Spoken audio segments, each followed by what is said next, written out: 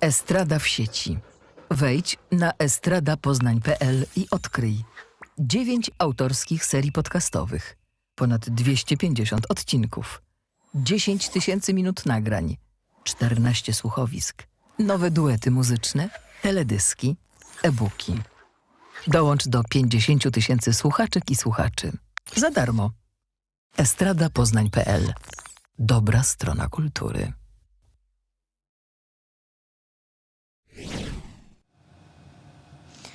Hello, everybody. Hello to our guests and hello to our audience. Wow, it's 14th Oscar qualifying International Animated Film Festival, and I am really honored, and it's a great pleasure to be a host for fantastic directors and producers of short films. In today's 6 Q&A sessions of International Short Film Competition. We have 6 sets, and the first is It's a Strange World. My guests for today, for the first set, are Aleta Raic from Bosnia and Herzegovina, the film Natural Selection. Hi, Aleta. Hello. Then we have Samuel van Gisbergen from Belgium with a movie Billy and Timmy Are Afraid of the Dark. Hi, Samuel. Hello. Hi. Zsófia Östos from Hungary. Feel free, Zsófia, if to correct me if I pronounced your name badly. All we know is Hungarian and Polish languages are the most difficult languages in the world. So once again, Zsófia Östos from Hungary with the movie Anywhere.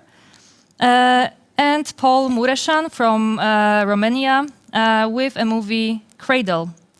Now I am going to Now I am going to read short intros about your movies for those people who unfortunately didn't have a chance to watch them. So let's start with Natural Selection. Woman Doe works as a professional exhibit at the museum in which she hangs from a wall as a dead animal alongside the rest of the trophies of the same kind. Deer and Doe Heads. Natural Selection by Aleta Raic. Then we have Billy and Timmy Are Afraid of the Dark. Billy and Timmy, 2 children, will try to face their greatest fear, the dark. And this is a film by Samuel van Gisbergen, of course. Then we have Anywhere by Zsófia Östos. The story is about the hardships of 2 brothers who decide to run away from the violent environment of their home. As they have to rely on each other, the conflict between them grows. And then, last but not least, Paul Mureșan from Romania, Cradle.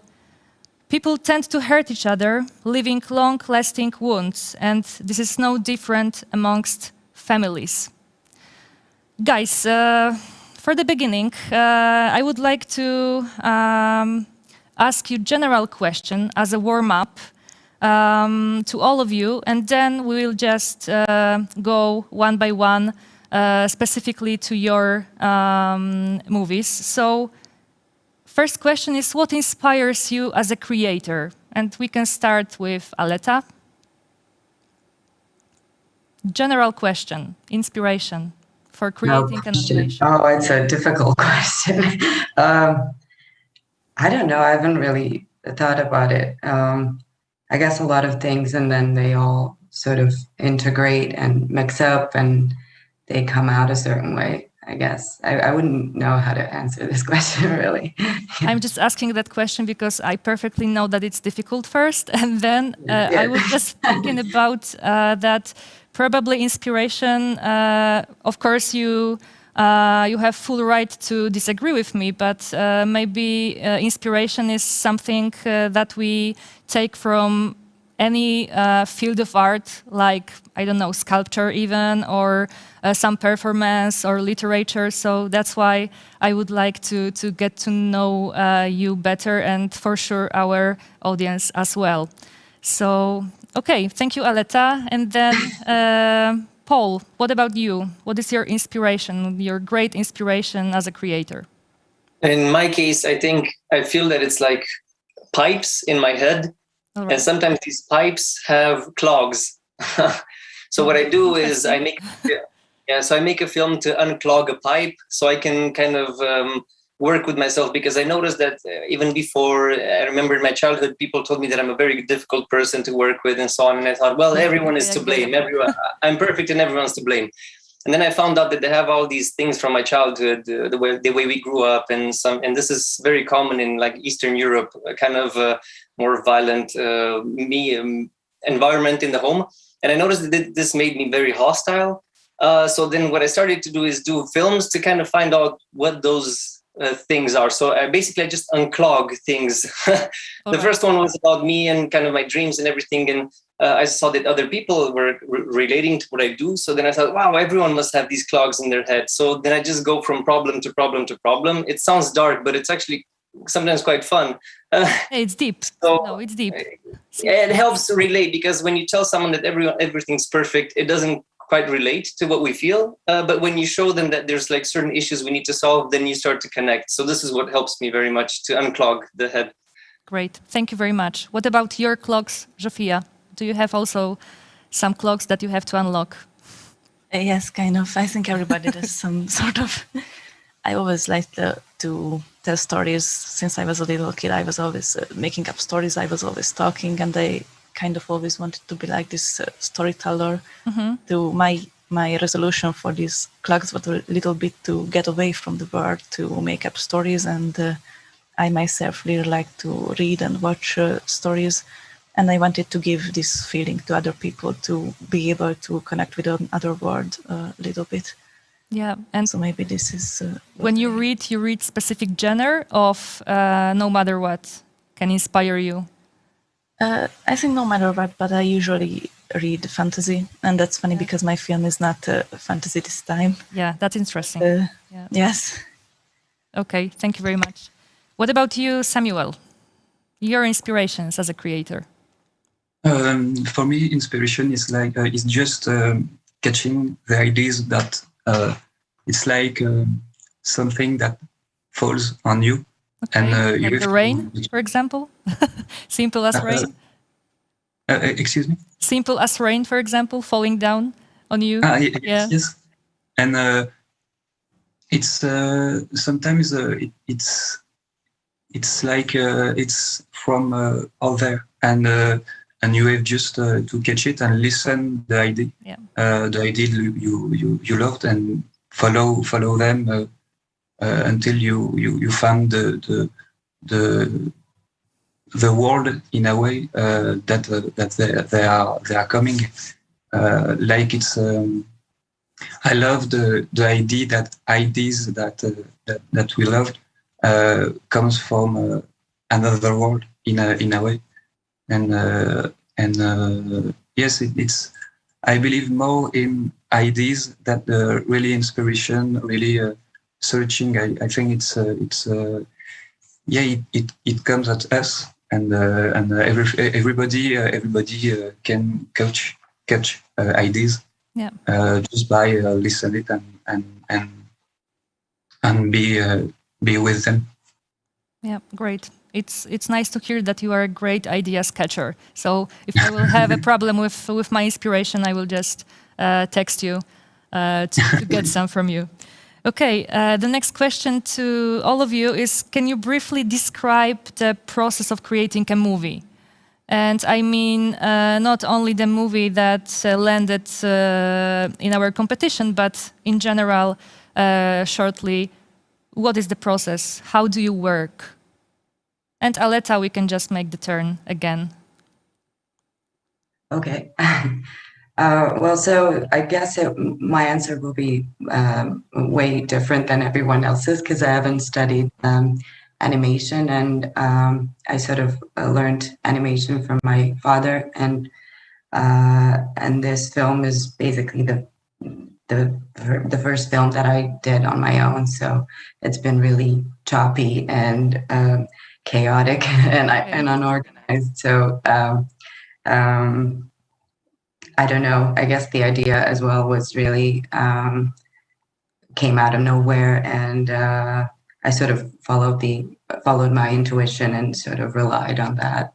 the whole time and learned throughout the process as well. So, but it was fun.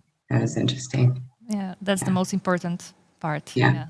Just fun, pure fun. Okay, thank you. Yeah. Paul, what about you? What is the So- process of your work? Of course, if you can share the secret. Sometimes it's a secret. but- Sure. It's a big secret. It's pencil drawing, basically. Okay. So I've been drawing since I was a kid, and I just love drawing because you could transform a piece of paper into something you could control. Because many things as I grew up weren't really controllable, but this I could really control. So what I really loved when I grew up was animations. So we got, right after communism was over, we just got this influx of Western culture, and we saw this animation, and I just died. I said, I want to do that when I grow up. And I wasn't very talented and so on. And teachers told me I'm not very talented, but I am very stubborn. So basically what I did is I drew a lot, and I drew like tons of sketchbooks and comic books and so on. And I knew that one day I could make them move. So the first day I could draw on paper, the first day I animated something, it was a bird that was flying. I just couldn't stop watching it. It was so incredible to see that something you did, like on paper, that doesn't move, it's inanimate, is just taking off. And it can take off, even if you die, that thing will still move, which is just, it just Fascinating, boggled my mind. It's crazy.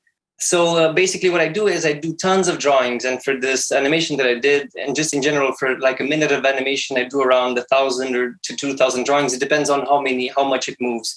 It sounds like a lot, but I got to move very fast. So I get to draw very fast.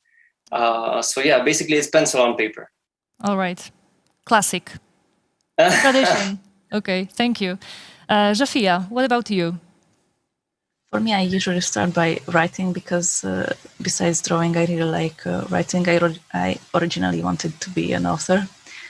And for my current film, for example, I wrote it as a novel, a sort of a little idea, and then try to expand on that and make it work in a motion picture. Wow, okay.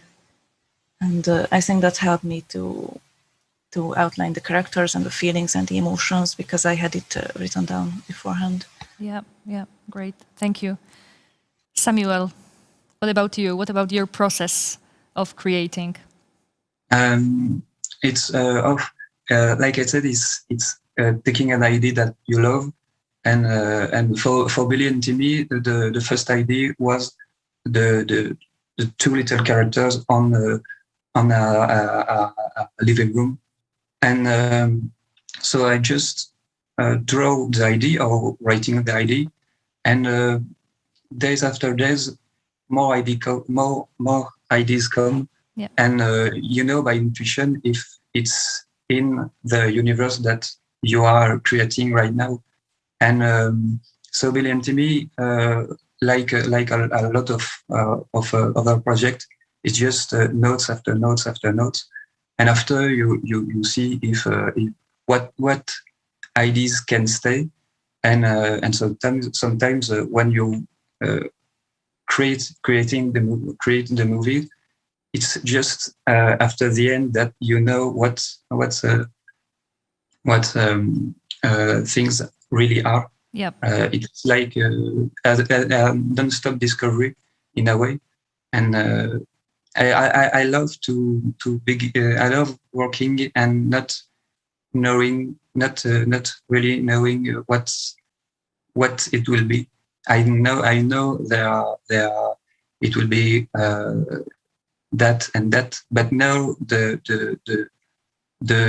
final word. Final, yeah, okay. All right, thank you. And the third warm-up question for you is: what was the most challenging, most difficult thing during working on your movie? So, Aleta, what about natural selection and the most challenging thing that you met during the process? Yeah. Or there was no challenging. Oh, there were a lot of Right. challenges. Yeah. I guess just the thing I mentioned about learning throughout the process, I guess that alone is already a challenge. of a sort, and also just trying to get a hold of the whole thing and think about it and work on it. I also worked on paper, Okay. and so that was really time consuming and I can yeah. imagine. Yeah. All right. Um, Okay, thank you. Paul, what about you? I guess the most challenging, I think, was the theme. It's because there's this thing inside me that kind of rips apart lately, because I noticed that there's so much beautiful animation in the world, which is kind of a bit joyful.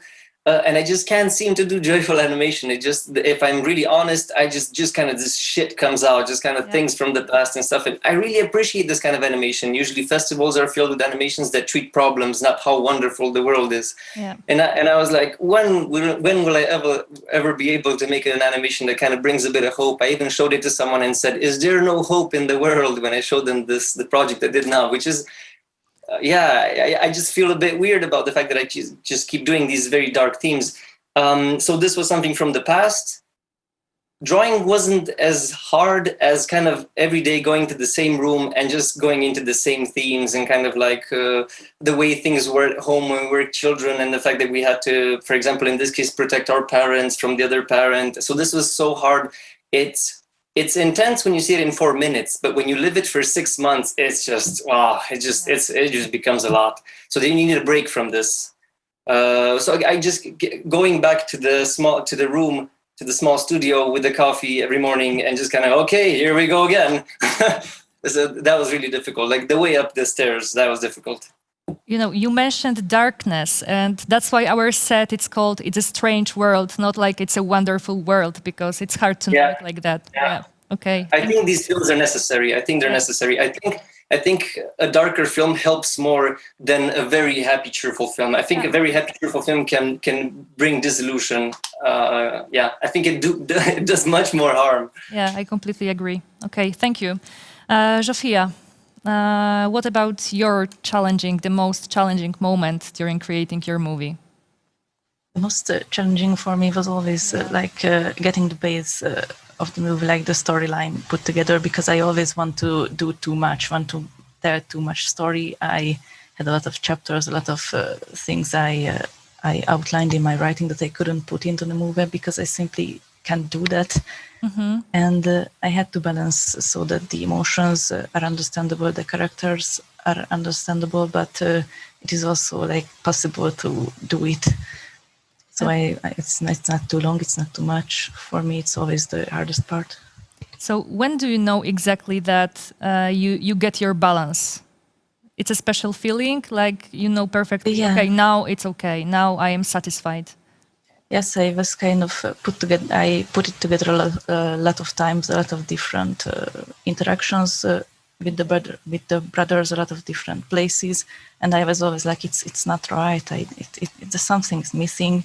And with the final version, I was like, okay, I think it has a beginning, it has an end. I think it has some kind of feeling to it, and I thought, okay, so this is the version I am going with. Great, thank you. Samuel, what was the most difficult? I think it was to be alone for making the film. It's not produced. I made the film on my computer, on my table in the kitchen. I made all of the things we see in the film, and it was it was a very solitary experience to be alone in that world. But it was a very at the end it's a very happy experience, because I was totally alone in that world, and I made what I want. And but in the other way, it's really complicated to create this film completely alone. In the credits, I use pseudonyms because I don't want to see a lot of Samuel van Gisbergen. Sometimes it's kind of boring, and it's quite funny to keep that. And yeah, it was it's a totally it's in a way it's almost a guerrilla film in animation. So it was really difficult and to be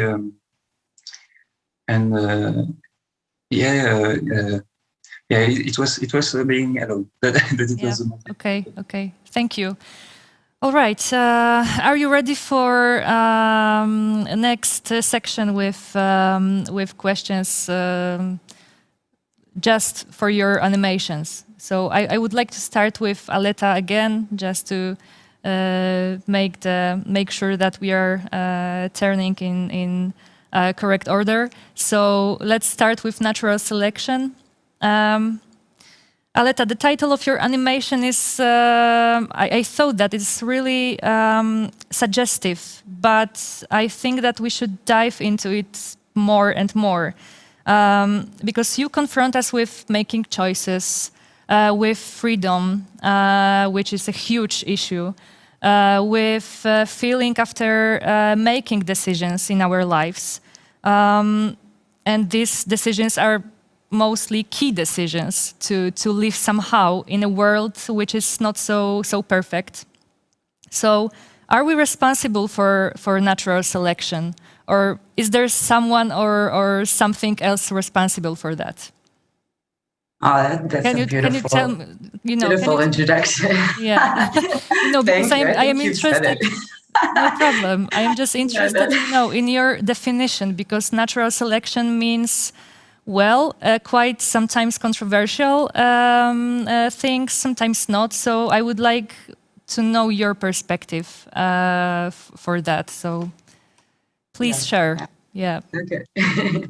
So when I was thinking about that too, but I figured I shouldn't be saying so much about it. I actually don't know what to say about it, and I usually don't feel comfortable talking about what the film meant or anything. Yeah. So in that way, I thought it was really nice what you said, and I hope a lot of the rest of the audience would also have as many interpretations, because I really did not want to make a statement film. Yep. I was trying to avoid that, by all means, or I don't know if I managed to do it, but I did thread and layer certain themes and topics that I sort of wanted to play with, but the core idea is certainly duality of human nature and everything that goes with it, and so I think I integrated a couple of topics like that are contrary but sort of inclusive in a sense. They do make one whole, like I don't know, innocence and awakening, or freedom and oppression. Like half human, half animal, body and psyche, and so on and so on. And I really did want to leave this whole gray space for the audience to see or understand it the way they want to. So yeah, and that's fine. Thank you. Yeah, I guess. Thank you. So, has anything ever happened that guided you to create that film? At the beginning, we talked about some inspirations in general, but have you met or something inspired you so much to take up such issue as freedom, as trying to find someone's place in the world and trying to struggle with everyday life? Has anything like that happened, or it was just a pure coincidence that you took up such topic? Yeah, well, I was certainly. I this idea came up to me like 5 or 6 years ago. So I don't remember really. There was no like a big moment or any, you know, I get it. bad experiences that I've had or trauma or anything, but just like small daily nuances of irregularities in the world, I would say, or in myself, that I saw, and it sort of provoked a dissonance of a sort in me, and I guess it certainly inspired something. So, yeah. Okay. Thank you very much. Now let's try to get to know some secrets about Billy and Timmy are afraid of the dark. So Samuel, are you afraid of the dark? The dark can be many things, so I guess yes. Me as well, yeah. And when it comes to your animation, why I asked about darkness, because when I first saw your animation, it reminded me TV series Are You Afraid of the Dark by David Winning. Of course, it's completely different area and different genre when it comes to a psychological point of view in your animation, precisely.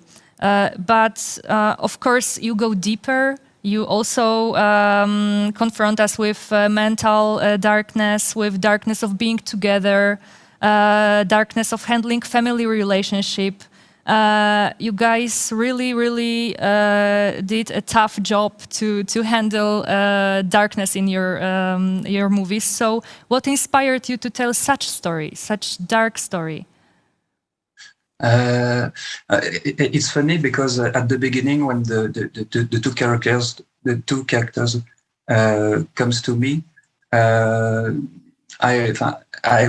was thinking it will be absurd cartoon of 3 or 4 minutes. Yep. I think it will be very funny and light, and at the end, not at all. But I think it was the things we create are based on an idea, but they comes in a deeper way in ourselves, even when we don't see that in first. And there was a lot of things that was happening when I made the films, and sometimes I think that everything can push the idea in the real way, in the way that it will be. Yeah, it happens all the time. Always. Yeah. All right. Thank you, Zsofia. Thanks to your film, we are staying in brothers' world. And their relationship, as in Samuel's work. Anywhere tells a difficult story about growing in domestic violence, luckily escaping from it, but not escaping from each other, because as we go deeper, we know that the brothers split at the end because they are struggle with so many conflicts. So were you inspired by some specific story while creating this movie? No, not really. I mean, not one concrete story, or not like a personal story or something like that. It was more like a general thing. And there wasn't one thing. Yeah, and you also started with writing first and then creating an animation, right? Okay. Yes. And what about techniques that you used in your animation? Can you share some details of the style of your animation, techniques precisely? Because you know the heaviness of the issue that you took up is, in my opinion, really pacified with so smooth drawing. So it's really a great contrast to deal with such difficult topic and taking for such delicate, subtle techniques. So can you share with some details? With the backgrounds, like with the word, I was specifically going for like a little bit dreamlike word, like a little bit hazy, a little bit weird, but also like kind of real. Okay. And with the characters, I wanted to do this pencil sketch style a little bit. Yeah. I was working digitally throughout the whole film because I'm more of a digital artist. Yep. But I tried to a little bit recreate the like traditional pencil feeling of the characters, and I thought that the smoothness of the background and the lot of lines with the characters might be like a good contrast between the two. And basically that's what the style choices made for this reason. Very much. Thanks, Paul. Again, it's a strange world, right? So, It's a strange world. yeah, but you know, Cradle, it's not only strange, but brutal and dirty. Again, domestic violence, dark secrets, alcoholism, completely devastated family. Yeah. Yeah, but funny thing, because I also very often I am inspired by dark things, but this time, first thing that came up to my mind after watching your animation was the music. Because as in Zsófia's animation, we have tough topic and smooth drawing. You confront us with dark issue and traditional Romanian lullaby, which is so soft and is supposed to calm people, and it doesn't work because you know it turns the emotions more and more. So it reflects really effective the deepest thing from your animation. So. Was it in purpose to use this traditional lullaby, and was it first music? Like you heard that lullaby and then you came up with idea, yeah, I will use it in my animation, or first it was a picture? So this is a lullaby that was written and sung by Maria Tănase is her name, and she is really known in Romania for her music because I think she's an actress actually in how she sings. According to the song that she sings, she transforms. I can't recognize her from a song to another because she transforms into someone else. She transforms into a man. She transforms into a woman. She transforms into many people. She transforms into a spirit. So she has an incredible shape-shifting ability with her voice. And I literally, when people ask me about Romanian music that I like, usually people say that they like contemporary music. I just can't get enough of this singer. It's like she's painting with her voice and painting with the song that she's writing. Many people said that maybe I shouldn't put this lullaby because a lot of people that don't speak Romanian will never understand what this is about. I think people get exactly what it's about because it's a lullaby. So it's supposed to soothe. So I fell in love with this lullaby as I was a kid, but it never calmed me down because it always agitated me, because it speaks about these certain creatures that stay at the door, and the mother keeps telling the child that she will protect him. And she says that whenever a baby is crying, the blues comes out. Doina is the Romanian blues. It's all these songs about something sad. And he says that the first time a Doina of the Romanian blues was born was when a baby cried for the first time. So this is crazy for me because I thought, wow, this is so, it's basically drawing itself. So what I did was I made this situation where, and this usually happens at home. For example, in Romania, people say, oh, you need to be, I'm sure this is all over the world, you need to be as tough as a man. But in our cases, and in many cases, the woman was the one that had to take care of the family because the man was somewhere else drinking. I'm not trying to make the man as a bad character. Things were so messed up in Romania, and I can speak for Romania. Things were so messed up. Women were supposed to do everything, and men couldn't deal with the fact that they had children. They couldn't deal with the fact that they basically a part of their life was over, and the rest of their life was supposed to be about this creature that they were responsible in bringing into this world. Yep. So a lot of them, I remember growing up, everyone was fighting, and the problem was money and children. That was it. So in this case, we see this character, she has to chop wood, she has to take care of the children, and then the crying of the child, which makes this very big smoke. It's basically the problem of the film. It's making a lot of smoke, the crying of this baby. It's annoying the father, which is he's basically inside this bottle, and he can't even see them because of the bottle he's in, and just everything just starts to become more and more dramatic. The music is supposed to soothe, as you said, but just things get more and more disturbing as they go along. And it's called Cradle. The film is called Cradle because I think that we're not done being children, even if we grow up, and we really want, it's mature love that we crave, but it's actually immature love that we really want. Someone to take care of us, so we don't have responsibility and someone else does the whole work. And this is immature love that some of us really didn't get as children. Even in my childhood, remember, nobody said I love you or nobody sang a lullaby. It was just, everything was very serious. You have to do this. We give you food. You have to get good grades. Everything was like, we were born in the military, I swear. It's still going on. Yeah, and this is especially for this part of Europe, like Eastern-ish, Central Eastern part of Europe. I think we're a bit more militant because of the kind of army way we were brought up in.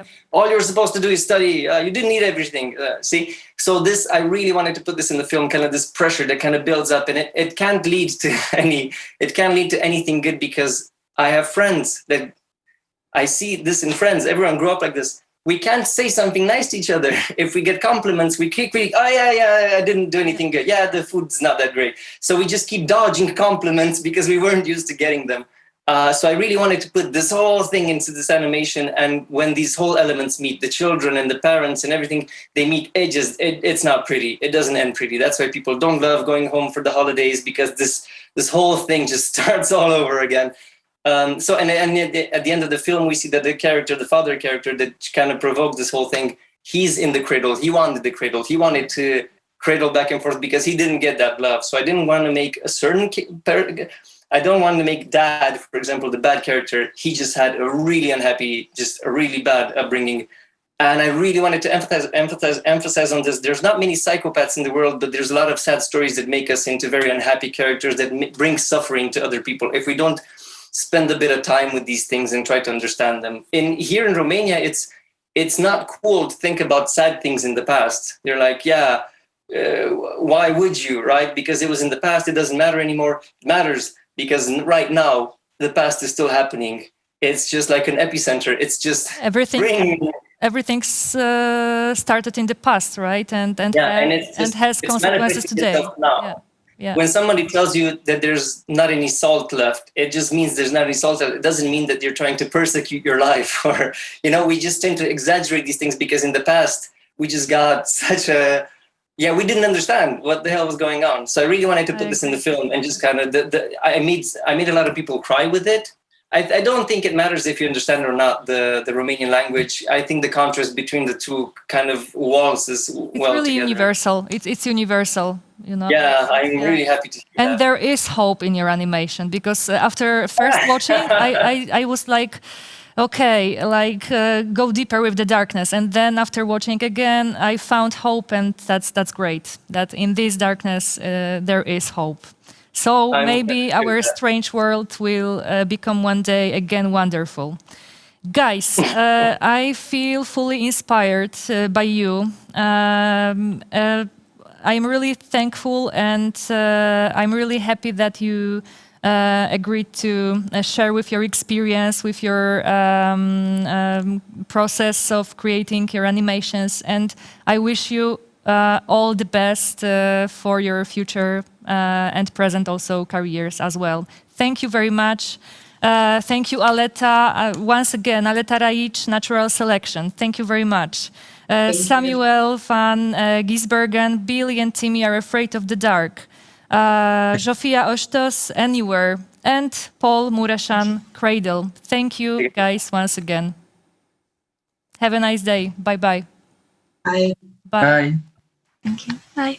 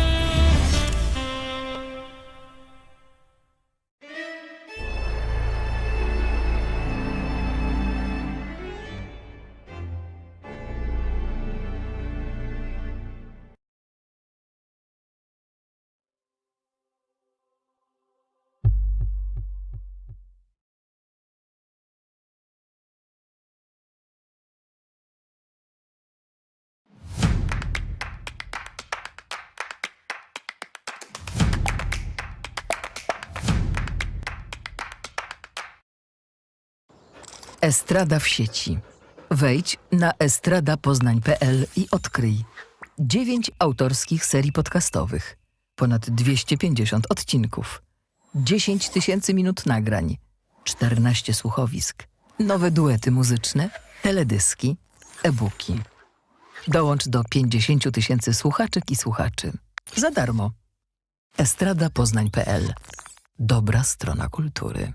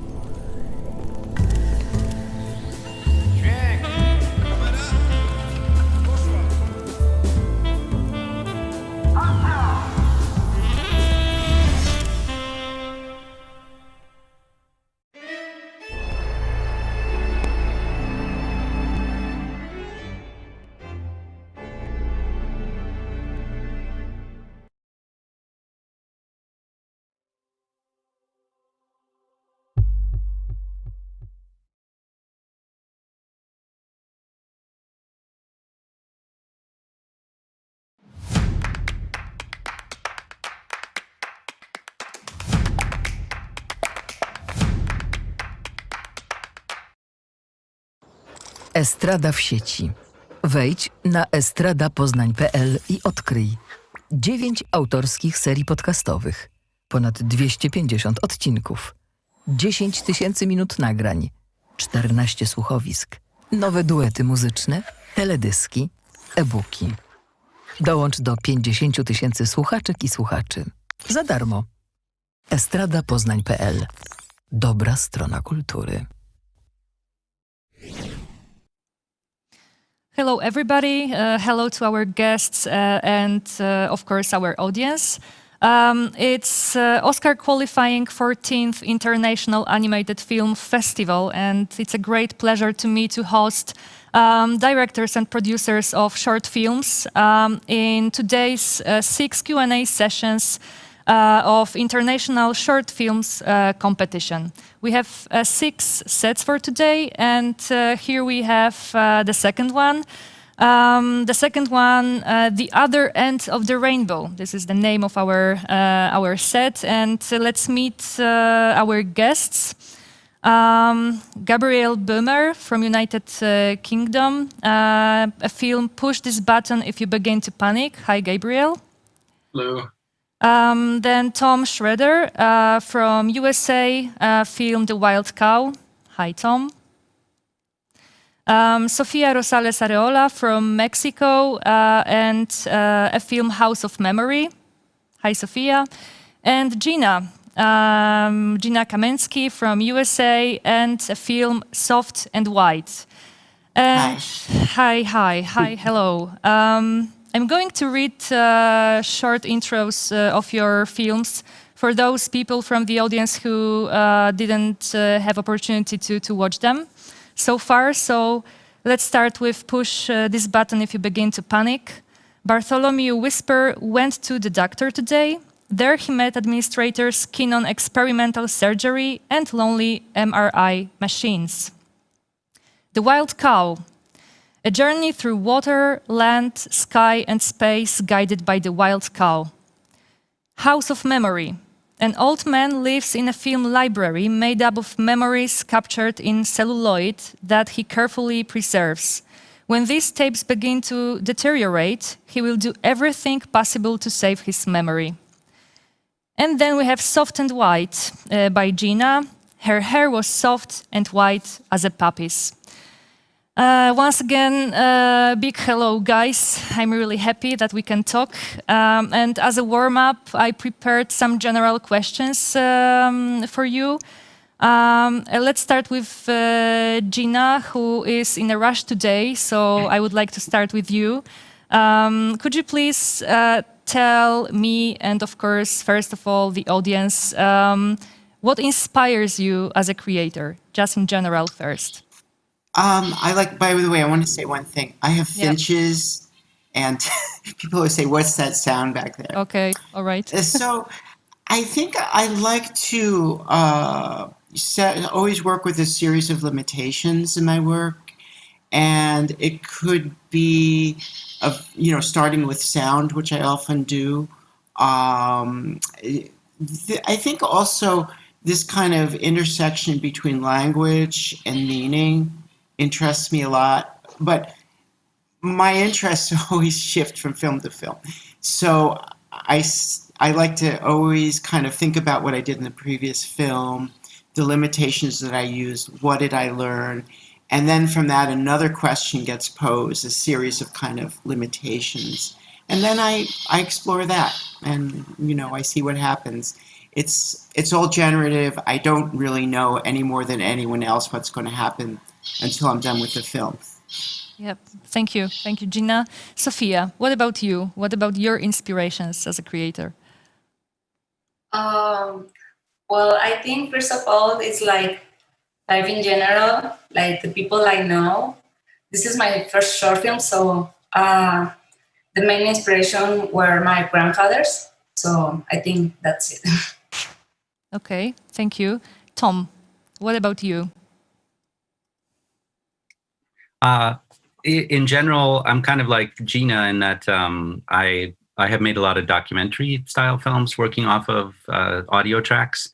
And I also like improvisation. When I was young, I would meticulously storyboard out films, and then that they would kind of exist, and then you'd spend a couple years doing the assembly line work of executing it, and it felt sort of like a dead process. So at a certain point, I just started introducing lots of open-endedness into the films and letting the films make themselves, and let the discovery of what's supposed to happen in the process of making them. I like to do that now.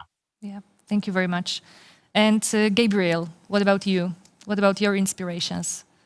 I think kind of just listening to my day-to-day, the big moments, but also trying to pay attention to the small things. So trying to listen to my internal monologue, what I'm obsessed with at the moment. In this case, it was the medical industry, but then also just very tiny things, the sound of a cup as it hits the table, and little things like that. Yeah. Okay. Thank you very much, guys. And now Tom mentioned a little bit about some process of creating a movie, creating a film.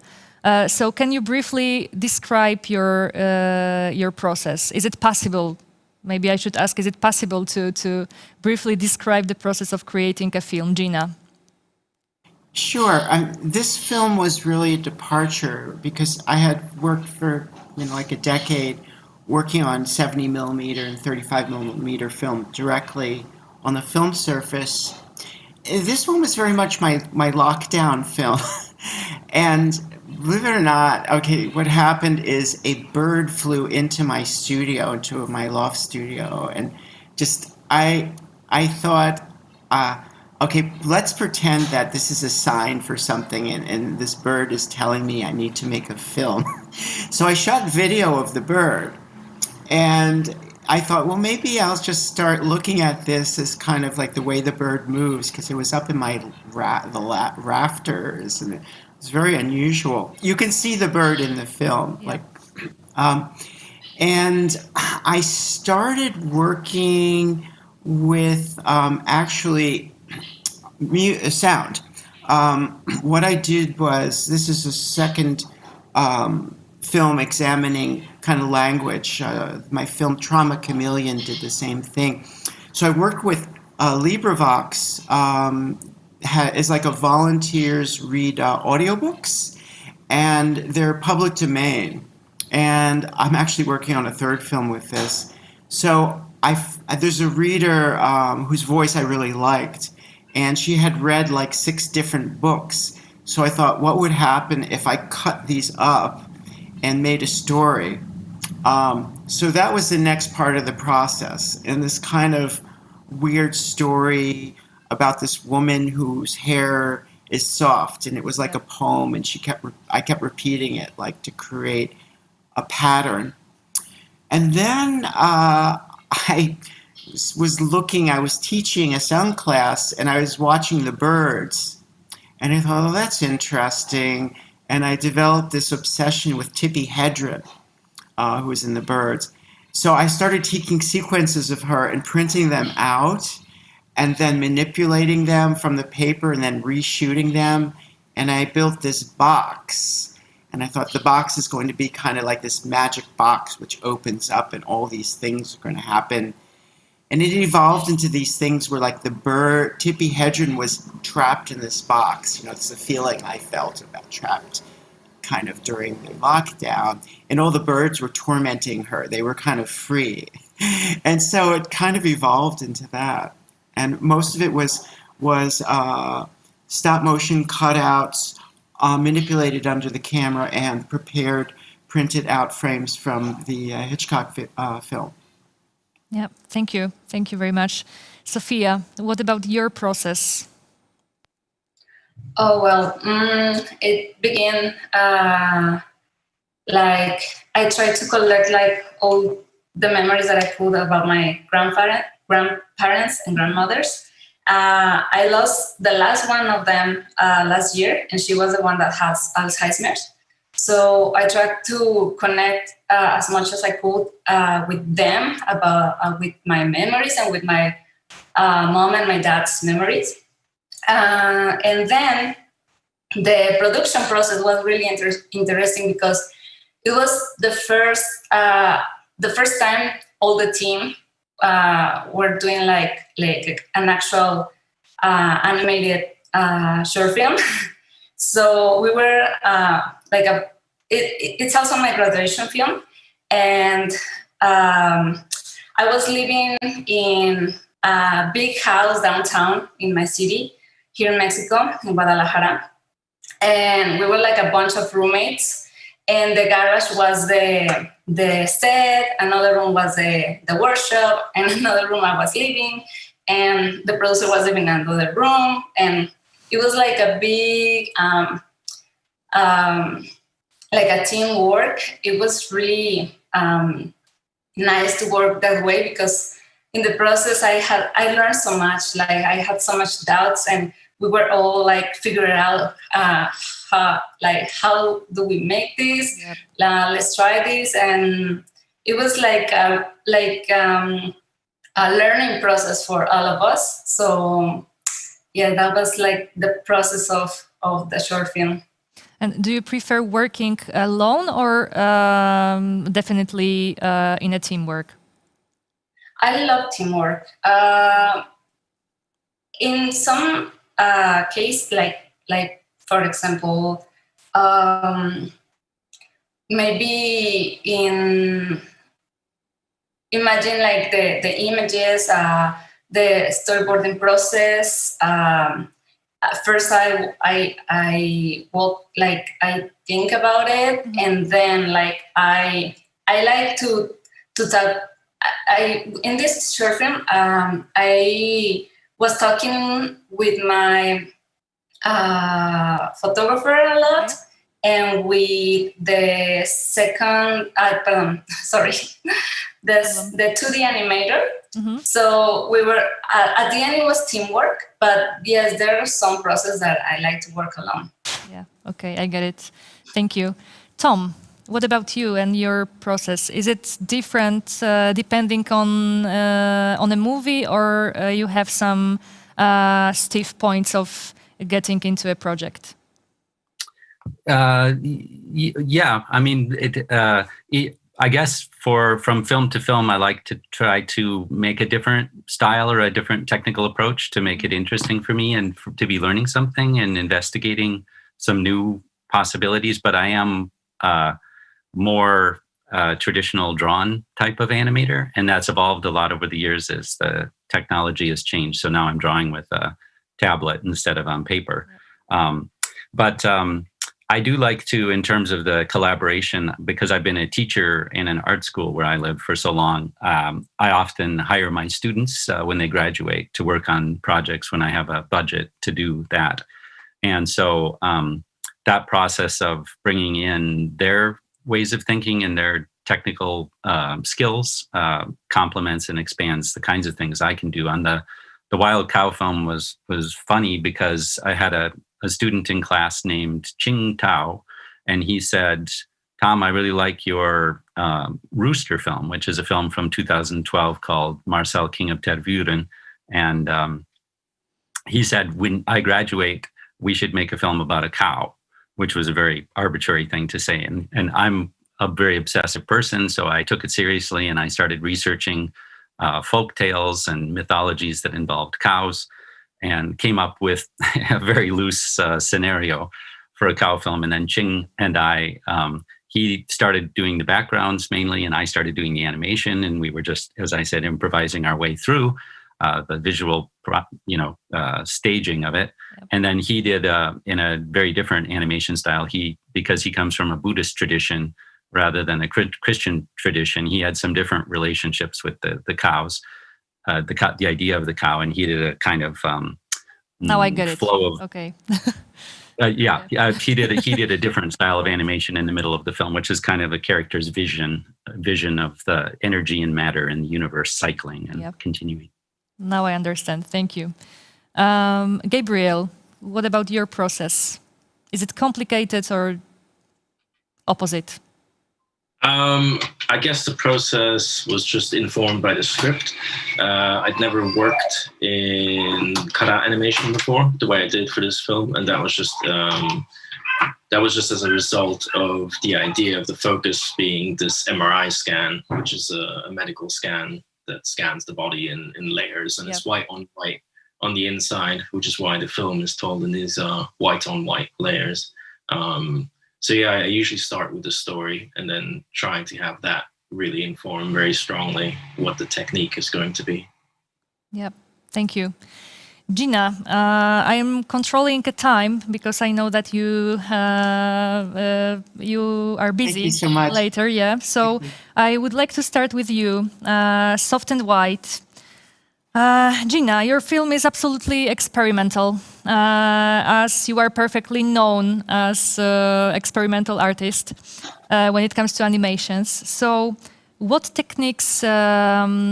Shortly, briefly, you already said something about the process of creating that movie. But what techniques specifically were used into the movie? Can you shortly describe them? Because for me, it was, like a dynamic, charismatic collage. And because I'm really interested in collages, so that's why I noticed the first thing that this pulling, dynamic, stroboscopic collage. So I'm a huge fan. That's why I would like to know more, and our audience for sure also. So what about that? Thank you. So there's a number of techniques. So the one technique that I used is, I think I started building this box, and I knew I wanted to do animation under the camera, performative animation, So I built this thing with like sliding panels, and that was the start. So stop motion under the rostrum, just shooting down, not this way. Mm-hmm. The other was taking frames, printing the frames out, and making. I should have gotten some out of the box, but it's because I work on film. I printed out the frames from the movie and made long strips. And in some cases, I would run the film through After Effects and distort, like you can see in one shot. I actually ripped the paper by taking tape and kind of creating these interesting. I love the organic process of destroying things, either digitally, bringing it back into let's say, a paper form, a non-digital form, and then shooting it and then bringing it back into digital. It's a way of kind of degrading images in interesting ways. So that was part of it. And then the other is like kind of traditional puppets. If you look at, I love birds. They show up in all my films. There's a stork that's kind of moving around in the space, and that's a traditional jointed puppet. Yeah. Trying to think if there's anything else that came in that film, and the manipulated video footage of the bird that was in my studio. Yeah. And I actually rotoscoped over that, and I don't remember if I did it digitally. I think I actually took some of the frames in Photoshop because it was very low resolution, and I tightened them up a bit. Yeah, okay, thank you. And can you tell us, or just tell the secret. What did you want the audience to take from your animation? Because personally, I love to interpret things. And I was trying, after several times of watching your animation, I was trying to feel deeper with personal feelings, and then to look wider. And I collapsed. Of course, I have, but I think it's also, that's fine. And the best thing for me, it was that repetition of her hair was soft and white as a puppy's. It was really like some psychedelic feeling for me, very, very inspiring. So did it have some strong function, this repeating of that sentence in your animation, or not? Isn't that interesting? Like a structure emerges. I mean, that was a big surprise for me because I was struggling, and I went, oh, okay, so it's like a song, where there's like a repeated element. And that really became an anchor for everything. And it's like, wow, that's all it needed. my general thing about making films, I kind of step out of the way, and I think conscious process is overrated. I like the unconscious to kind of just move. So as far as the audience, I love to see how an audience kind of experiences it, and it fascinates me as much as like how I see it. I kind of am almost like as removed as the audience in the way I see the film. And so how an audience reacts or experiences it is more like, I go, oh, that's interesting. I love hearing your interpretation. I think that's really cool and makes me feel like we're connected somehow. Yeah. So what the audience takes from it, whatever it is wonderful. And I really appreciate that anyone's interested. And if you get something out of it or a question, that's really cool. Definitely, so, yeah. Yeah. Thank you. And are you working on some new project now? Or is it... yeah. I was just on a residency. Okay. No, I'm sorry. I was in a residency at Vermont. It's called Marble House. And I made a film in like 100 hours. And it was beautiful. And it was all pixelation just with me doing this dance piece throughout this. It was like these beautiful gardens and there's flowers. And so I made that. I'm working on another film, which is also from audiobooks, called The Belfry Pigeon, which is, I took 10 people reading the same poem and I made like a chorus, and it's some of it's on film, some of it's like on oak tag paper. So I'm working on that, and then maybe that'll be done. And then I like working outdoors a lot, and I'm finding that I'm really interested in using my own body in the film. So maybe we'll see more of that. Yeah. Thank you very much, Gina. Sure, my pleasure. Yeah, that was the last question for you. And now I would like smoothly go with a film, Push This Button If You Begin to Panic. So Gabriel, it's your turn. Gabriel, I thought after watching your animation that you are the king of white color paper technique. I'm curious, where did the idea of using almost white color, which is personally for me, I think so, really difficult to use, to differ many sequences, frames. So where did it come from? And was it challenging for you to tell the story with that technique? So the original idea came from actually being inside of an MRI and just being surrounded in this white space and realizing that in like it's like a deprivation chamber almost. You look at white for long enough and you begin to see things themselves. Besides that, I was also visually very inspired by an artist called Ben Nicholson, who created these white on white relief pieces. And I thought they were fascinating because I realized what you begin to look at is shadows as opposed to lines.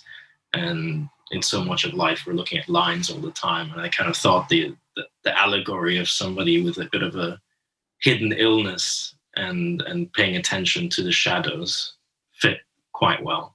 Yeah. It was very difficult. I didn't know what people would be able to see really. Because you can up the contrast a lot in a way digitally, but then you miss the kind of the roll off of those shadows, and you ruin that metaphor of the shadows. And then also on a day-to-day basis, it was very difficult because everything's very small, and I'm sure I lost a few years of eyesight. I can show you a ladder. There's a ladder in my film, so that's that size. And I wanted everything to be quite small because then you begin seeing the kind of frayed edges and imperfections, which were kind of important to me. Yeah. I felt kind of relief after watching your animation, especially this part of MRI, because I remember my experience with MRI. I was completely devastated, and this noise inside, everywhere there is a white color, you are surrounded with white, potentially peace, but it's not peaceful space at all. And then you hear this repetitive sounds like, I don't know, some kind of underground techno or something. So all the time, it's really stressful experience. So that's why your animation, I think, fights with that stereotype of medical checkouts, or it's kind of relief. So I think audience can take a lot of there is still hope not to be stressed so many times with so many things. And you are a multidisciplinary artist because you draw, you also compose music, you do animations. So are you able to meet in the middle of these disciplines and choose the right way to create? Or all of these disciplines are just helpful to create masterpiece? I guess they're all paintbrushes. So in a way, I'm not able to do anything properly. I consider myself very unfocused, right. But I enjoy doing them all. And animation is kind of the modern opera to me, where I get to play with absolutely everything at the same time, and the stories that I want to tell, being so personally involved in them, it kind of makes sense for me to be involved and touch everything, if that makes any sense. Yeah, it is. It does. And when it comes to minimalistic style in your animation, it's also very interesting because you chose that minimalism with white color because of the topic, or because you just wanted to explore something more with working with white color? Or was it just about the topic? The white was definitely influenced by the topic specifically. The style, maybe something in between. In my artwork, I've been pushing towards this reduction further and further, but it also seemed to lend itself very well to the topic. And so I think there's always this meeting place of the things you're interested in, and where your work is taking you is naturally going to find some in-between area. Yeah. Okay. Thank you very much. The Wild Cow, Tom and Gina. Just going to say goodbye. Yeah. Thank you so much. Thank you. Thank you very much Gina. for being with us. Bye-bye.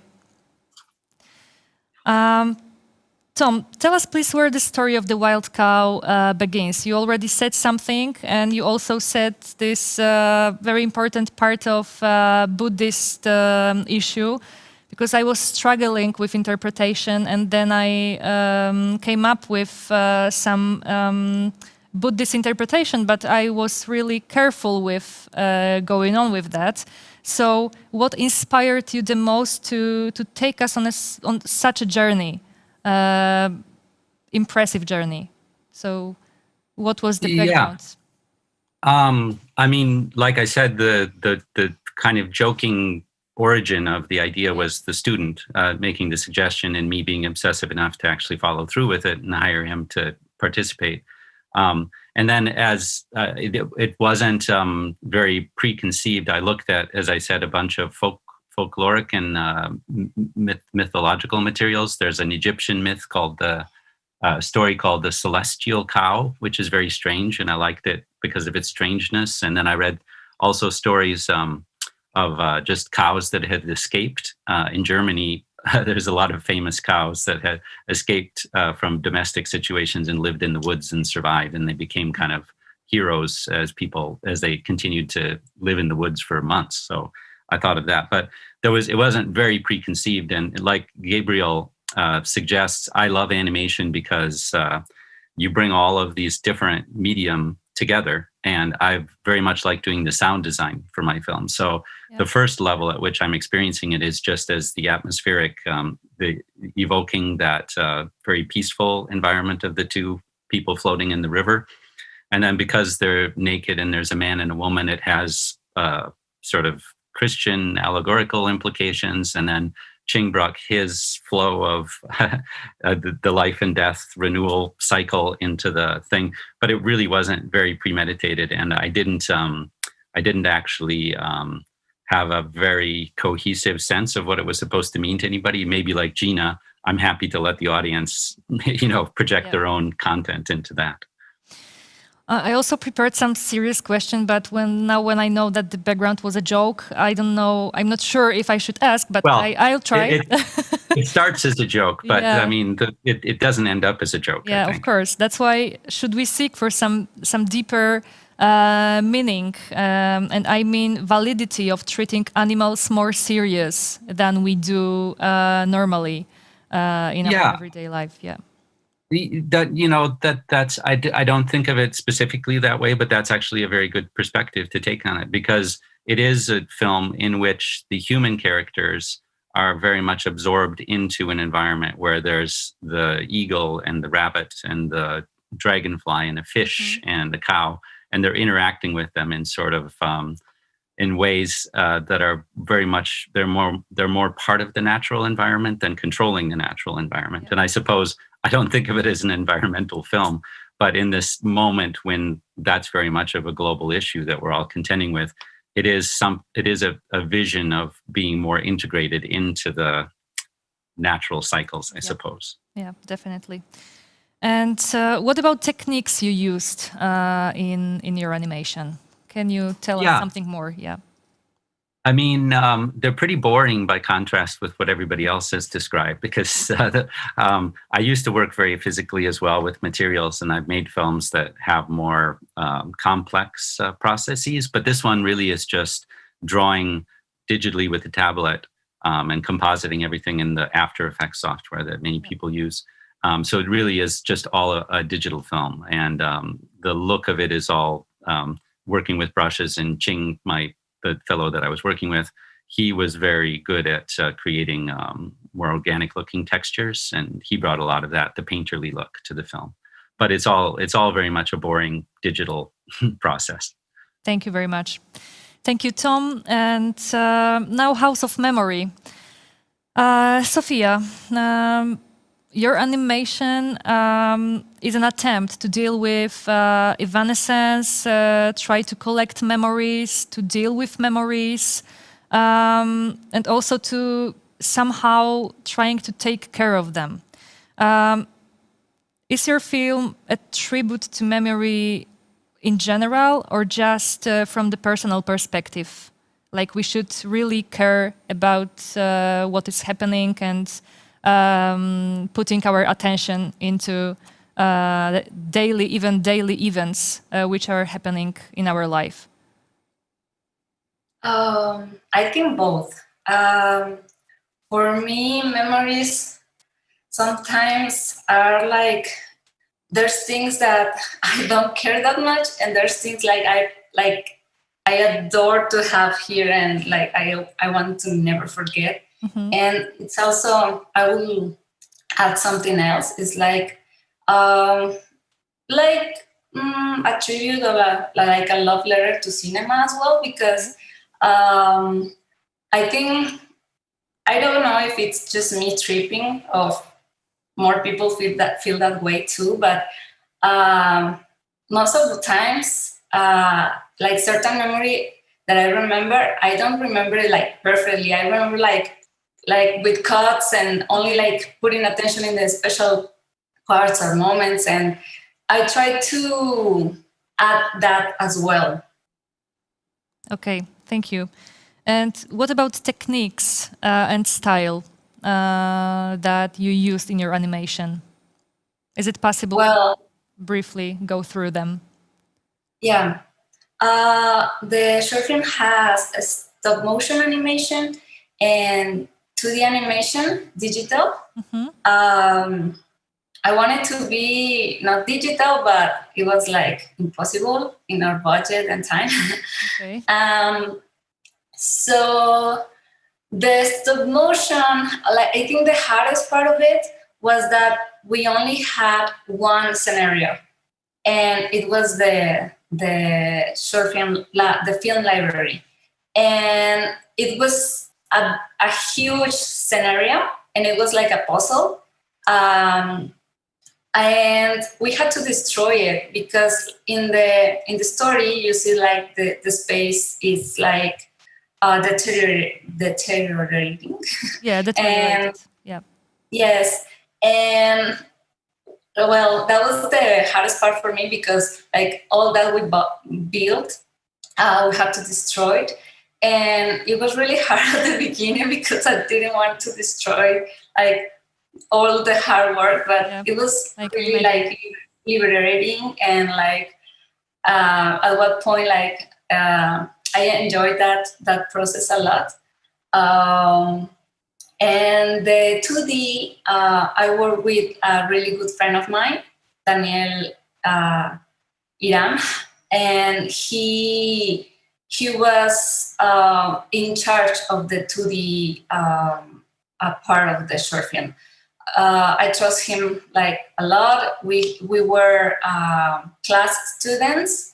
We didn't study animation. We study film. Like most especially, our school is focused more in documentary, but we were like the both like really into animation in the class.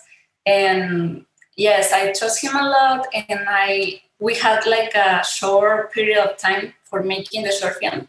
So he was like running that part. Okay. And what about now? Are you working on something right now? Or you gave yourself a little break? Can you repeat that? Or you gave yourself a little break? Or are you working on something? My break was last year. Yes. Okay. And I'm trying to like get back, and I'm working. I'm starting, not like working. I'm starting like to develop an idea. I want to make something about the cultural shock with Mexicans and Mexican Americans, or Chicanos, because like we are so similar, but we are so different. And it's really interesting. It's a really interesting topic for me. The Chicano culture is really different to the Mexican culture, but it has like so much similarities. And I would love to work with like Chicano artists for it, but I'm still working on it, on the developing the idea. I want it to be like more documentary and like try to get some interviews or something. All right. And work from there. And also I'm working in another project right now, but it's not mine. It's a director for it's a film feature, a stop motion film, and I'm working on it right now. Okay, great. Guys, before we say goodbye to each other, I would like to invite our audience to further sets of short films. At 4 p.m. we start another one, so you are very welcome, of course. And I'm really happy that, again, I got a huge packet of inspiration from you guys. Thank you very much for being with us at 14th International Animated Film Festival. And I keep my fingers crossed for you. Thank you very much. Thank you. Bye-bye. Thank you. Thank you very much. Thank you.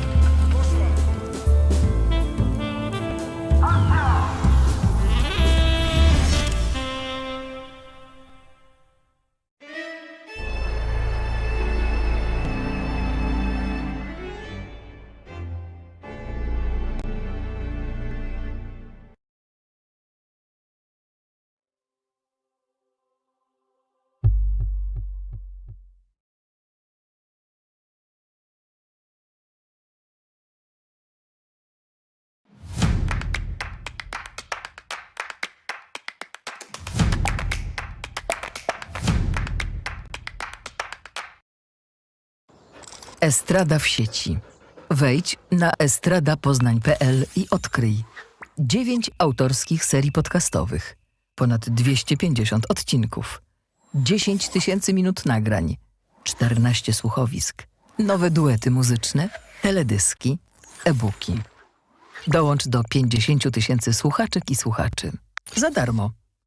estradapoznań.pl. Dobra strona kultury.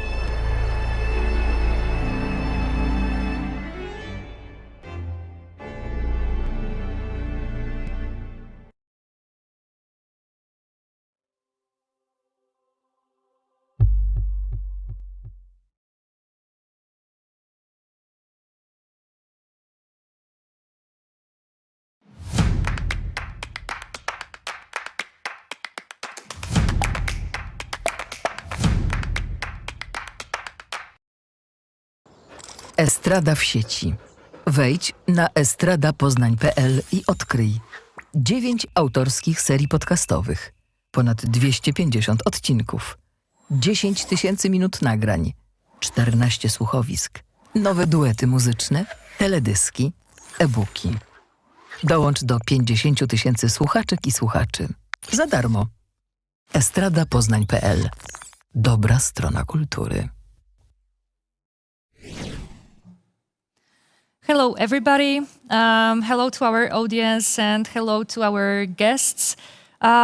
It's Oscar qualifying 14th International Animated Film Festival. And to be honest, I have no idea what I am doing here and I am leaving.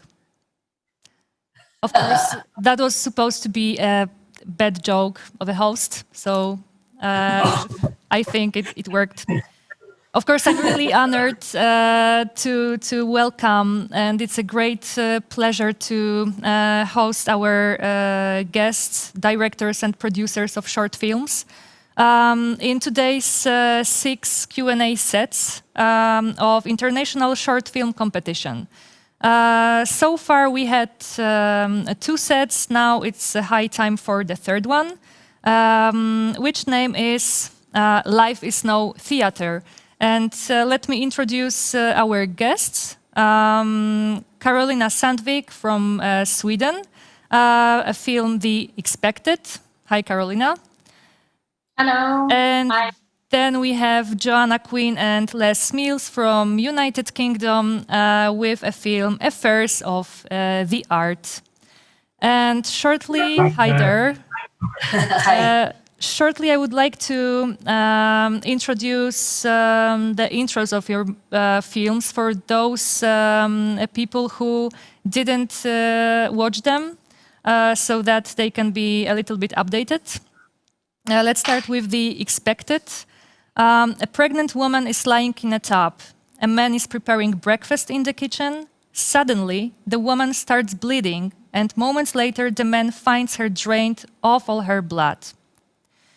And then Affairs of the Art.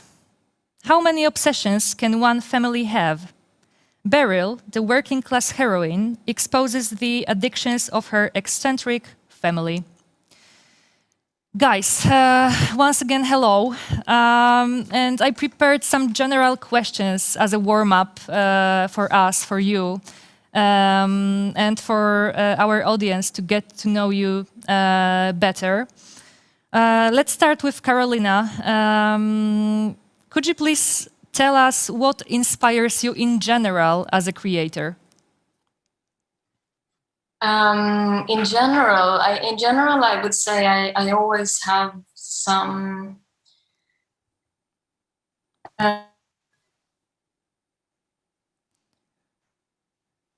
film history, and especially from the horror genre, and then different genres for different films. And that's kind of what I use as a overall structure. But then when it comes to the plot or the details in the film, I'm taking stuff from my own everyday life when it comes to, for example, the props and the gestures and the. We have some permanent details. okay. So I wanted to. Sorry, can you hear me? Yeah, now yes. Just a few problems, technical problems, but we are caught up, so you can continue. Okay. No, but maybe that was like a first. The whole answer. Yeah. Okay. That was the whole answer. Yeah. Yeah. All right. I get it. Okay. What about you guys, Joanna, Les? Where do you find inspirations for your daily artwork? God, I mean, this film is the fourth film with the same character in it, the woman called Beryl. And the character was established way back in 35 years ago. Yeah. And we've done four very different films. And this one was an attempt to show Belle, who's considerably older now than she was, as we are, right? We wanted to bring in characters from the history, her family history, and show the characteristics of the family in terms of obsessions, their interests, and basically, we've never done that before, not with her family. It's always been Beryl as the character and incidents or events. So this was a new experience to actually go into the back history of where she comes from, what her ambitions are, and what her family's obsessions are, basically. So the inspirations that we used are a lot of Les's family. Okay. And people we know. Because I think our films are very much based on character. They're all characters. And so it is based on people that we've observed or are related to. Yeah, and family and friends can be very inspiring. So, yeah. Yes. Okay. Carolina, can you briefly describe the process of creating your movies? Okay, so yeah, I usually the idea starts with like an image or that I start to think of a certain scenario that can be kind of very simple. It's just like a short scene, something that kind of interests me, and then usually an idea starts, and then I keep it for a while until I start to develop the script. And so when I come to the point, and then short break again, developing story. Okay. Yeah. Am I with you? Yeah. Yes. We can hear you. That period is kind of a short one in the process where I just like write it and then make a storyboard, but kind of at the same time I would also start working on the actual the sets and the props and the puppets, which will but okay, a few seconds. But I'm gonna do so. Okay.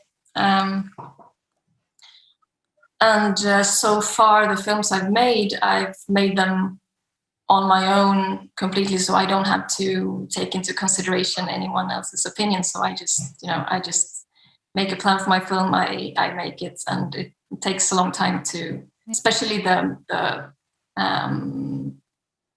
building of the sets and the characters and everything around it. That's the biggest part of the process. Yeah.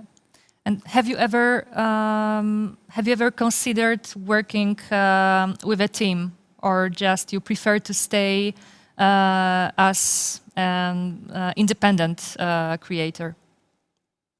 No, I don't mind. I don't mind bringing other people in as long as I can completely control the situation. Yeah. No, but for example, I've had a friend of mine making the clothes, and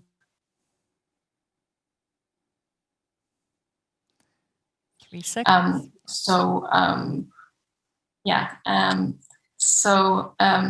But I really prefer to do everything or as much as possible myself when it comes to animation and editing and I get it completely. Yeah, thank you. Everything. Everything, yeah. Joanna, Les, what about you? What about your process? How do you collaborate? Well, Les is the writer, so he comes. I suppose first of all we come up with a rough idea. Then Les writes the script, because there are lots of versions of the same script. And then once we're happy with that, I start doing sketches in big books. And from that, start doing the storyboard. So it becomes and then when I do the storyboard and say, actually, we could do this, we then go back and change the script. And eventually the storyboard read takes place of the script.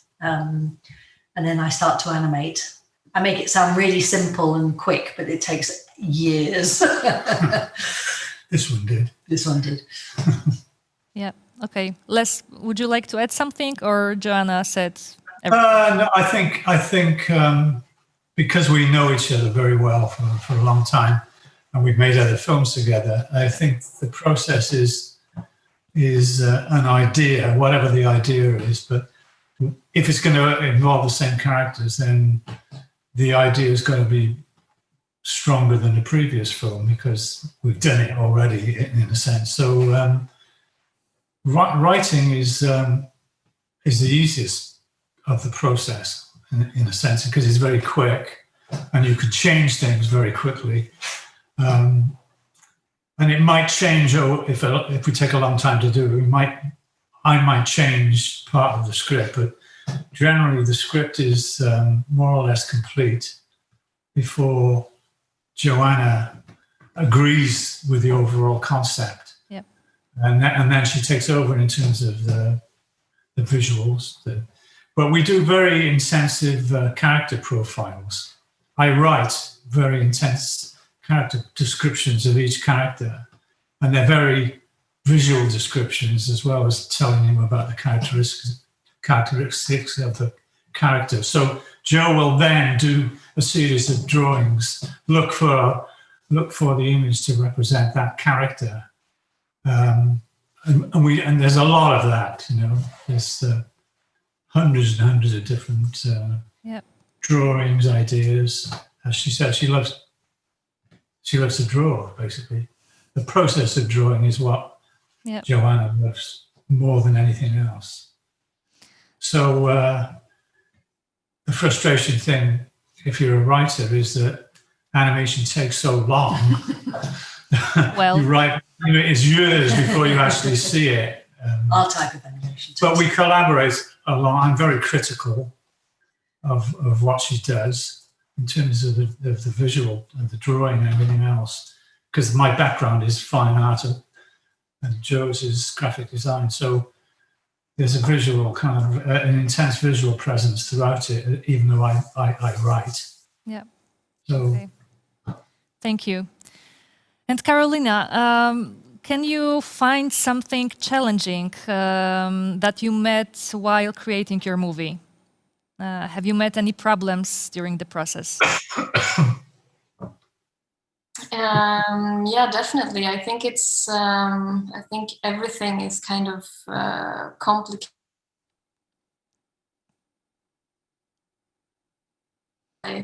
One thing is the puppets I make, or the puppets for this film I had for the main character. His body is an old Barbie doll that I mutilated until it was kind of working for a purpose. And so I had two different versions. So I had one where he's dressed, where he has this Barbie doll underneath the clothes, and then in some scenes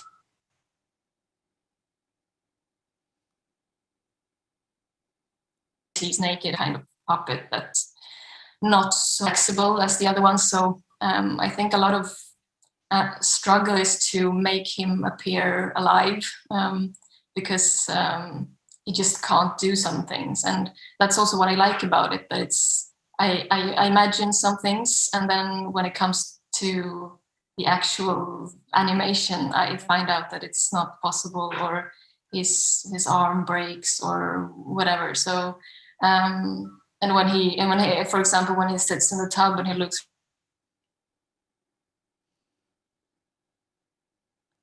down with wire to make him sit still and not like have his arms like this. So a lot of physical struggle. Yeah. Okay, physical struggle. What about Joanna and Les? Also physical struggle, or something different? We fight. Okay. Yeah. I think animation, unlike model animation, which is a physical thing and you're battling with these models, drawn animation is very controlled. It's much easier physically to do, and I'm very experienced animating, so that's fine. But I think making a film is just one long series of problem solving. The whole thing is problem solving. It's like, there's an idea, and then you think, okay, how do I get from there to there? And then, everything is problem solving all the time. And then when you're working with people and you're looking at their animation and you're studying their animation and wondering how it fits into the bigger picture, you're then problem solving with their animation, making sure that you're getting the best out of your team. So I think it is one long problem that you're just trying to find answers to all the way through, all different types of problems. But in terms of animation, I don't feel, it comes quite easily now doing animation, drawn animation. But just so you always find solution for potential. You always find a solution. Yeah, great. That's why great to hear that. Yeah. All right, guys. That was a warm up. Now I would like to talk with Carolina about the expected a bit. A few questions to you. You confront us with massively hard issue of domestic violence. Harder to watch in such silence, because your animation focuses on pure sound effects, like, I don't know, tapping water or boiling eggs or cutting a food. So there is no music, just we can... it's so thick that, in my opinion, we can feel physically somehow that what is going on between the main characters. So did you want to mark in your animation that silence screams the most? Yeah, maybe, but definitely that's one of the things that are really important to me, the use of sound, because if I would have put a soundtrack, a music soundtrack on parts of the film, it would take the viewer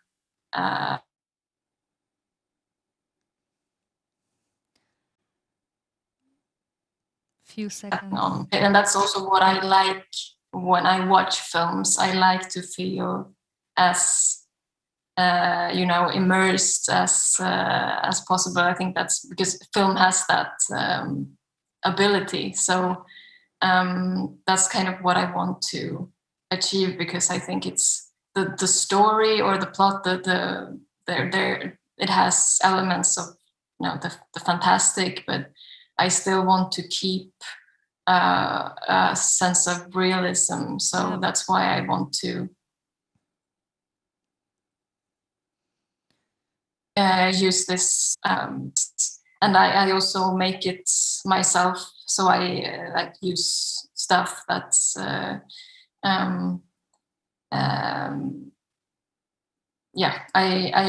make this, and that also makes it make me feel closer to the characters in the film. So I get it. Thank you.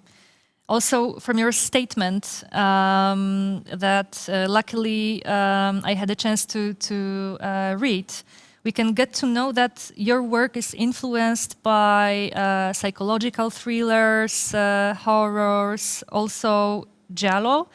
And did you find these genres perfect to reflect this also massive atrocity in violence? Was it helpful to use those genres?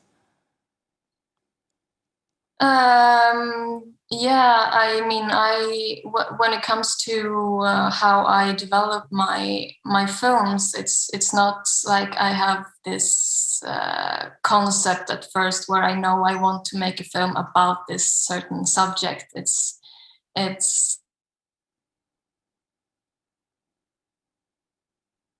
like I said before, start with an image or something. Like in this case, it was. That's at least one of the answers I give sometimes, is that I had tried out in my studio. I had made puppets in a certain type of clay, and then I put latex on them, and then I noticed that how the clay shrunk, and then the latex became like a skin. So that was like a first. I need to make something from this. So I think everything is kind of. I'm not. The horror genre doesn't come afterwards as it's kind of there as from the start, along with everything else. I don't know if that's that makes sense, of course. And are you working on something new right now? Yes, I am. I'm working on on a film called The Lovers. So it's also a body horror relationship. All right. Okay.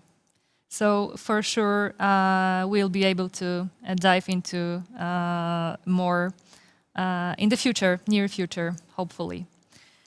Yes. Thank you very much, Carolina. And now, affairs of the art.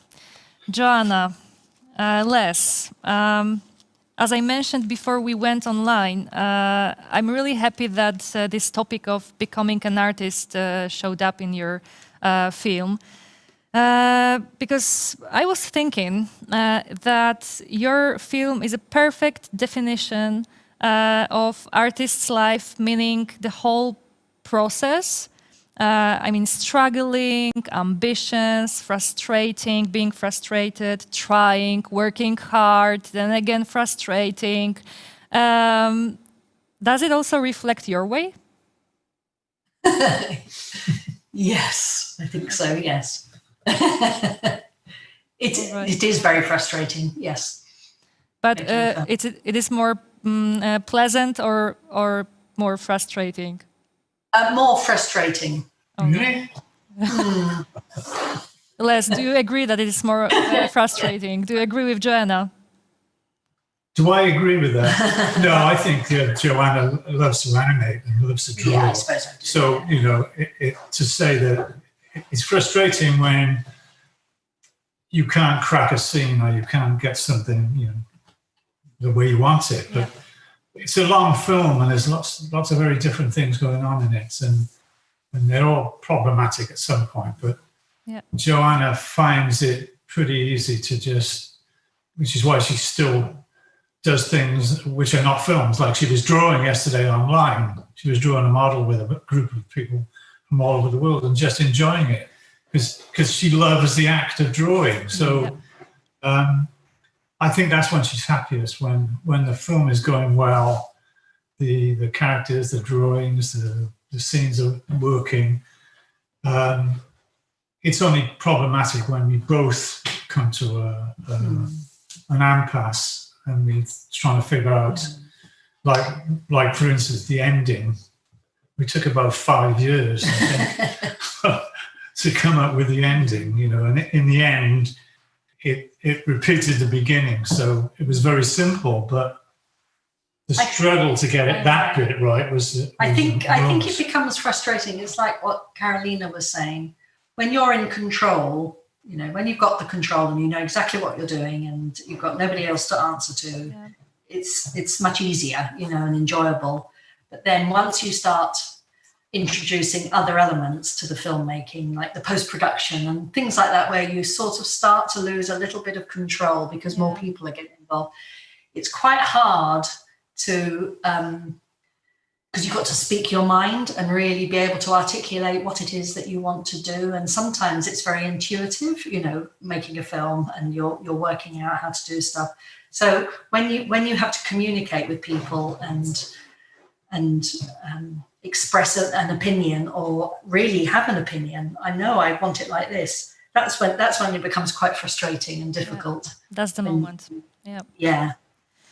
All right, we all have a chance to get to know Beryl more, the main protagonist. So where is she now and what's on her mind? Well, she's having a fantastic time. She's in your festival. Okay. Enjoying herself. Yeah, she's traveling around all these festivals while we can't do it. While we're here struggling with our internet. Yeah. But she's having a lovely time. Meeting all these people from all over the world. Sorry, we have a fly in here. Zooming around. No problem.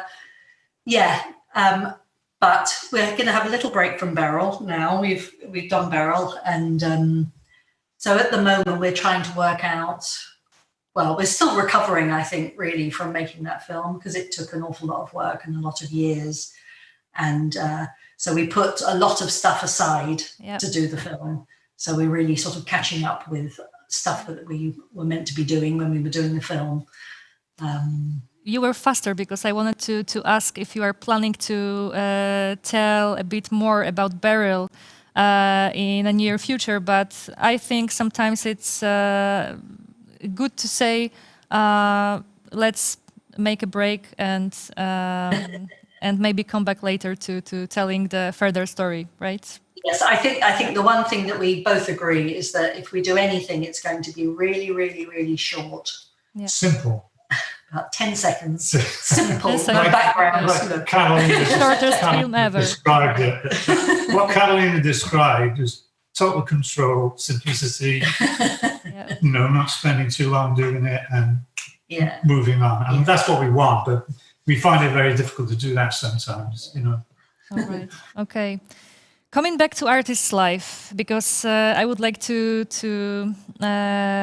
talk about one issue more. Artist's life or just an artist's position, because it's really hard to name it as a job when you are not paid enough as an artist or not paid at all. Or sometimes even you have to invest your own private money to create. And that's the thing that all artists all around the world struggle with. I am afraid also that your film can be as well as warning and also a guidebook how to avoid an idea of becoming an artist. Is it true in my thinking that it can be a warning? Of course, watching what Beryl's struggling. No, I wouldn't think it was a warning at all. I would have thought it was supposed to be encouraging because she's middle-aged and she's been trapped in her life, because she hasn't had those opportunities. And so she decides, sod it, I'm going to be an artist and I'm going to do what I want to do. So, and she does it. So I think it's supposed to be encouraging.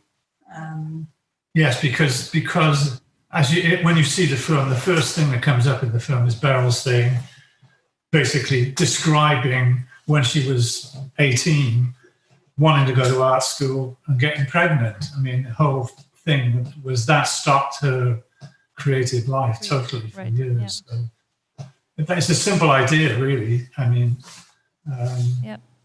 it's a complicated film, but it's a simple idea. It's a simple idea. Again, there is a hope that when the idea comes up, for example, of becoming an artist, the time comes to fulfill the dream, right? Yes. So what about nudging young generation to become an artist? Do you have some prescription to nudge young people to become an artist?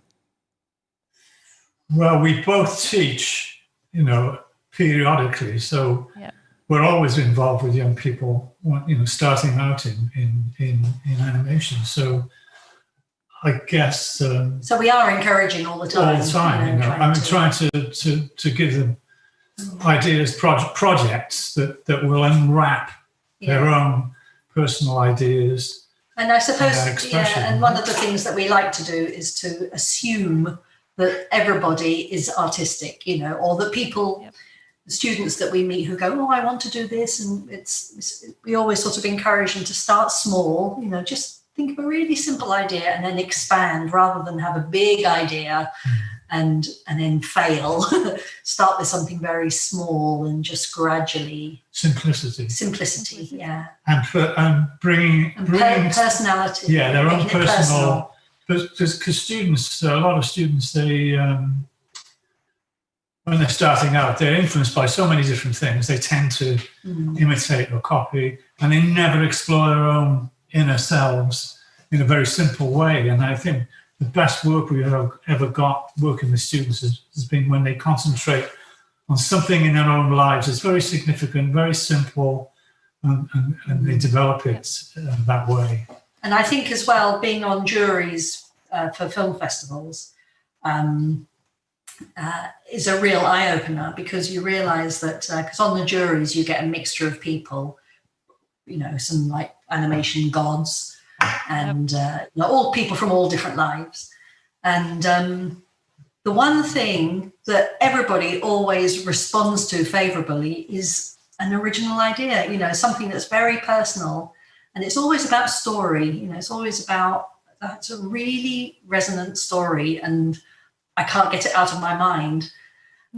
Even if the animation is crude or not brilliant, it's always about story and about an original idea that tends to be quite personal. That rings through rather than being terribly clever with your animation or bending. Or trying to imitate things that already exist. People get very influenced by big deal kind of movies. I think there are two things going on. I think a lot of students are at college because they want to get jobs, and so they're trying to find, to refine their skills. And of course, they're looking at all of these movies to try and be employed by those companies. But I think filmmaking is something very different. And I think that's much more about the idea and experimentation with the techniques. That's why it's really important that you mention simplicity, because we are surrounded in the world which is telling you all the time, think big or bigger. And we are simply scared maybe of trying, right? That can be a reason of that. Before I say goodbye to you, I would like to invite our audience for the further sets of short movies at 14th International Animated Film Festival. Thank you for being with us. And thank you guys for being with us also today. It was really a great pleasure to talk to you. To get inspired, and I hope to talk to you in the future as well. And I keep my fingers crossed for your new projects. Thank you very much. Thank you. Thank you very much. Thank you. Bye-bye. Bye-bye. Bye. Bye.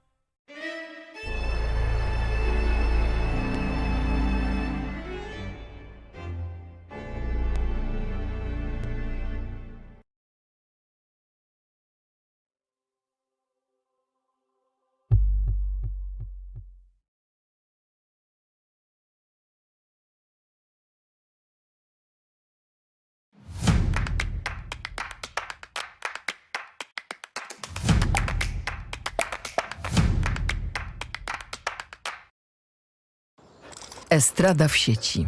Wejdź na estradapoznań.pl i odkryj 9 autorskich serii podcastowych, ponad 250 odcinków, 10 000 minut nagrań, 14 słuchowisk, nowe duety muzyczne, teledyski, e-booki. Dołącz do 50 000 słuchaczek i słuchaczy. Za darmo. estradapoznań.pl. Dobra strona kultury.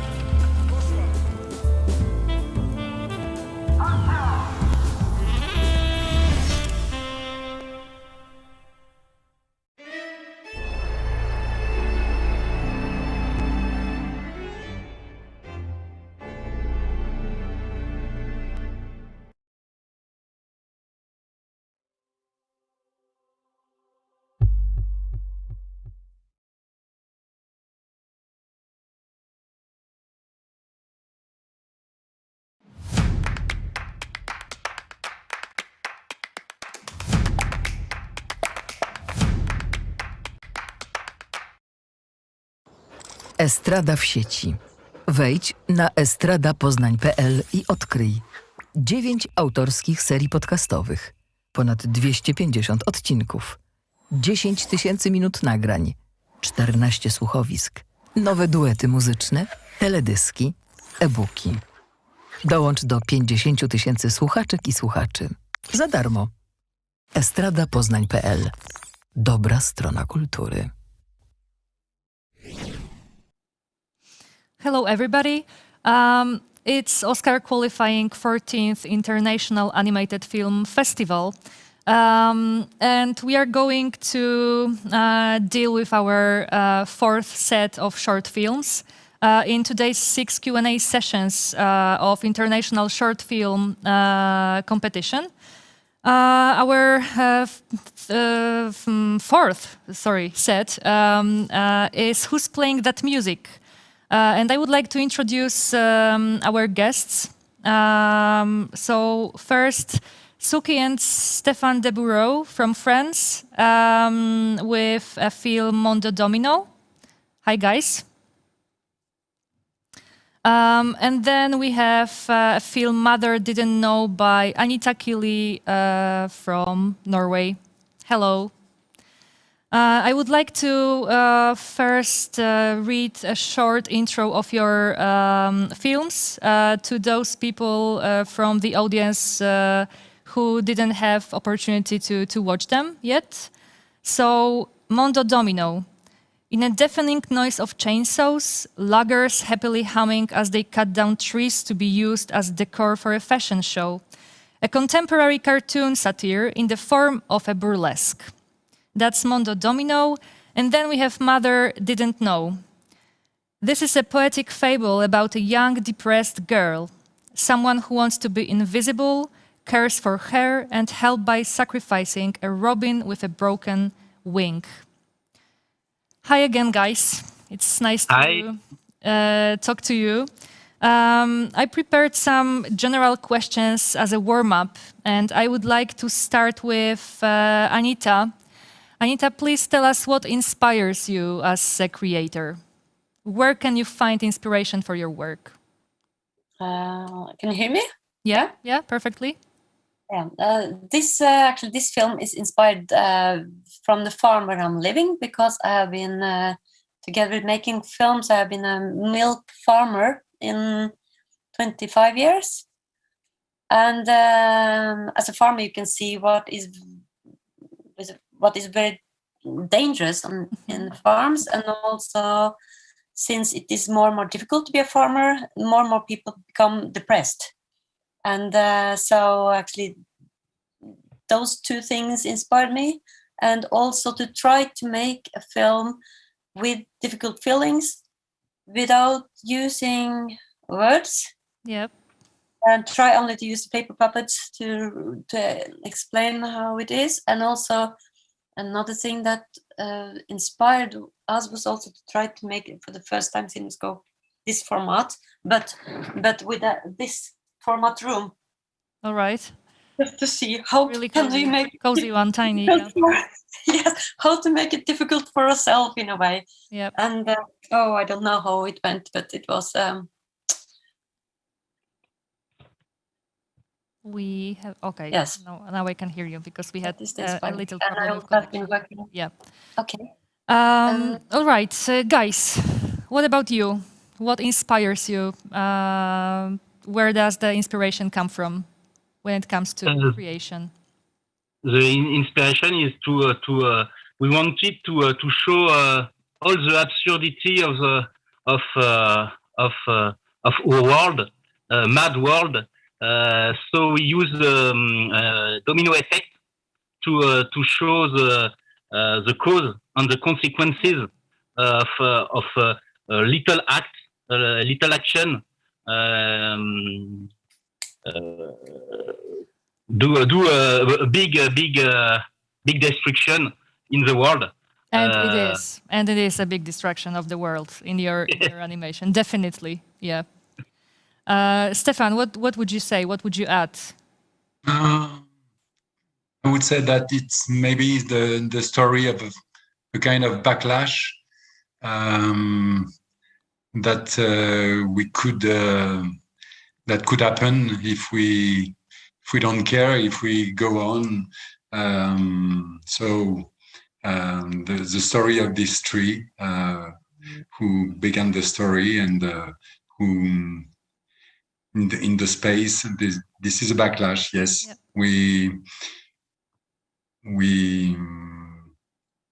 This is the image that we got in mind when we did it. Okay, thank you. Anita, are you able to briefly describe the process of creating your movie?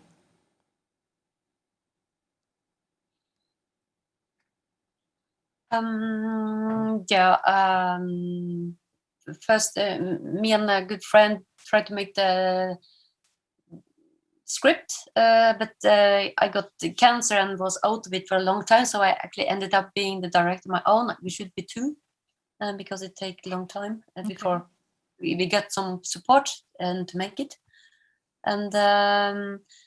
And actually, I like to animate myself, but this time I should use animators, but they were puppet animators, not using multiplan cutout.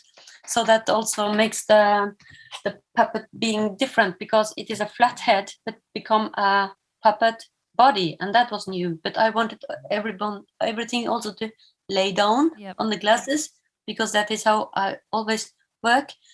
So it just become new things that we have to solve all the way, and that makes it actually quite interesting to work with. And new things happen all the time because of the people I worked with.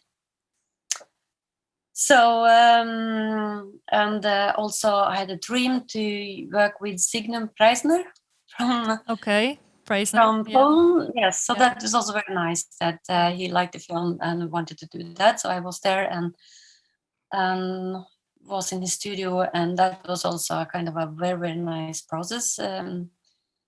Just happened before the lockdown, so I was happy I could do that. So that was also a part of it. Of course, the sound is half of the film, and that's true. Okay. Okay, thank you, guys. Stefan, Suki, what about you? What about your process? Is it as mad as your animation? It's always the same process for the beginning, because with Stefan we write the story. It's always a story. It's not an image or drawing. We wrote we write a story. So in ping pong, we talk about the idea, the main idea. And Stefan writes the synopsis, and after the story, I try to imagine the best picture, the best image, the best color, the best style of cartoon or not for the story. On here, it's a cartoon, it's an old cartoon as Tex Avery, and. As the movie is a mute movie, because there is no dialogue, only a musical music.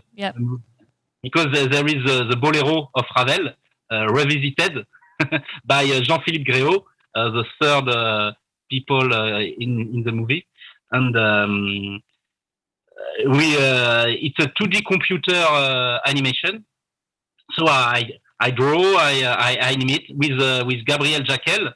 In the studio of Rainbox Production. Okay. And I do a storyboard, classic animation storyboard after animating, layout, drawing, editing, with the music. So all the technical aspects you were responsible for, and Stefan, you wrote everything. Yes, Stefan, à toi. Yeah, Stefan, you wrote everything, and how was that? How was the process of writing and collaborating with Suki? How was the process of talking, of searching for solutions? Was it hard, or you found a way? Okay. Never. We talk a lot. In French, it's easier, but we talk a lot, and he shows me the state of the animation, the different states, and I just talk with him about the ideas we could develop. Not about colors. Pink is the main colors. Color he choose, and it's a good thing because of the subject of the film. Pink is a color that calm down and about the stress, and it would not have been the same if the movies have been in black and white, for example. Yep. So everything is important, as the music, yes, as he said, because the bolero is a kind of circle which participates of the, I don't know how to say. I sung a little bit in, as I said, it's our friend Jean-Philippe Gréau who did all the music and sung the different parts, and yep. it's And were you considering any other color or only pink for the movie? Greg, you can speak, but there is green and yeah, of course, but yellow. But the main one color is with the story, I wanted flashy color. Okay. I wanted because the story is very sad. Definitely, it's humoristic, comic, but the background is very sad. It's very hard. So I will be a big contrast with the background on the picture. Yep. So I wanted a flashy color. So pink as the main color was the perfect choice for you. Yeah. Anita, what about the most challenging moment while creating your animation? Have you met such moment that you felt like, oh my God, I stop? Yes, but I don't remember the moment. That must be very hard then. So maybe it wasn't such challenging, probably. Yes, it was. It was. I mean, most hard was that I felt all the time that I need more time. Okay. Because the film should be just about half of the length. And I know I'm quite slow, but I also feel that if you go into Siki's in a head of a child, you need time. So to get enough time, it was actually because then everything becomes more expensive and things like that. So that is my biggest, because usually I work so much alone, so that I can just make longer and longer time. But when you're in our team, you have to be much more. So that was a new situation for me, and I don't know how much I liked it. Yeah. All right. What about you guys? Of course, it wasn't good. Yeah. What about you guys? Perhaps at the end of the production, because there was a deadline to finish the movie, because Arte the channel, French TV channel Arte, is co-producer on the movie. So there was a broadcast diffusion. Okay. So with a deadline. Deadline is always a challenge, you know. So at the end, I was so tired night and day to working. So I was on my computer. I don't. Falling asleep, right? So, but know that. But I was supporting him night and day. All right, guys. Okay, thank you for a warm-up with general questions. And now we are going to talk a bit more specific about your animations. And I would like to start with Mother Didn't Know. So, Anita, I have a few questions to you because your film is a pure example about art engaging into a massive problem of young generation's depression and how weak not only political systems but also social systems are when it comes to offer help to young people to struggle with depression and to find solution for them to feel just better, simply better. What was the reason of taking up such issue? Well, it is the biggest problem with young people. I mean, more people kill themselves, for example, than in a car accidents and anything, and it's something that a lot of people don't dare to talk about. So, but it also it affected you directly in Norway environment, or just you consider that problem more worldwide, as a worldwide issue? Yes, it is a worldwide issue, absolutely. But it is so. For example, to use this silokon, that is this big room where they used to have animal food before. Yeah. Now they are empty, and they used to be the most dangerous rooms in the. I mean, the girl is not bigger than this, and people fall down, and you are deep. Physical, but also in your head. Yeah. And usually it lies dead animals there and so on. So that it is so that is maybe a strange room. So when you talk about challenge, it was also for me a difficult place, maybe because a lot of people don't have a clue what kind of room is this. But I hope that is not big thing, because the feelings is the worst thing. And I know so many mothers that don't want the children to cut their own hair, because that's a kind of something you do when you are depressed, but that is much better than to start to cut your body. So for me, that is, let them cut their hair off totally. If they are depressed, that's a good way to just give a sign that something is not good. So that is something in the too perfect world. Yeah, I liked.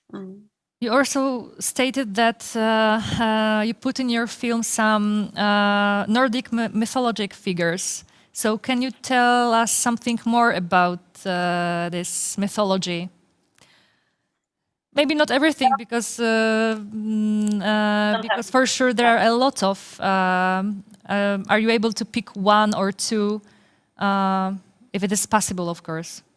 Yeah, I mean, it is about also to believe in something, and when things often get too seriously, you. But it is two things. It is the figure of Nisse. That is a kind of some old guy that stay in the farms and knows a lot about things many years back. All right. And he used to care about animals most, but if you care nice with animals, then he help also the farmers. But if you don't help farmers, if you are bad with animals, then he make troubles. So that is the mythology figure, and also the forest with the trolls coming out. Yeah, that is actually inspired from artist in Sweden. That is Sweden over there. And when we went to this room, because we went in really room, then then all the wood actually looks totally like the forest. That is the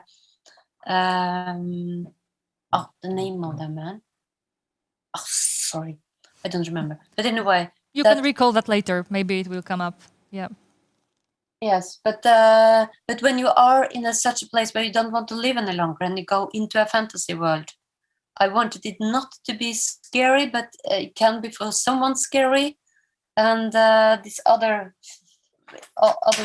figure that could see what is going on.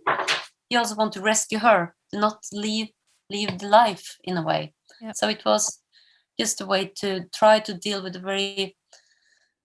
very heavy subject, but also use the fantasy in a way. Yeah. The scene for the film is a barn.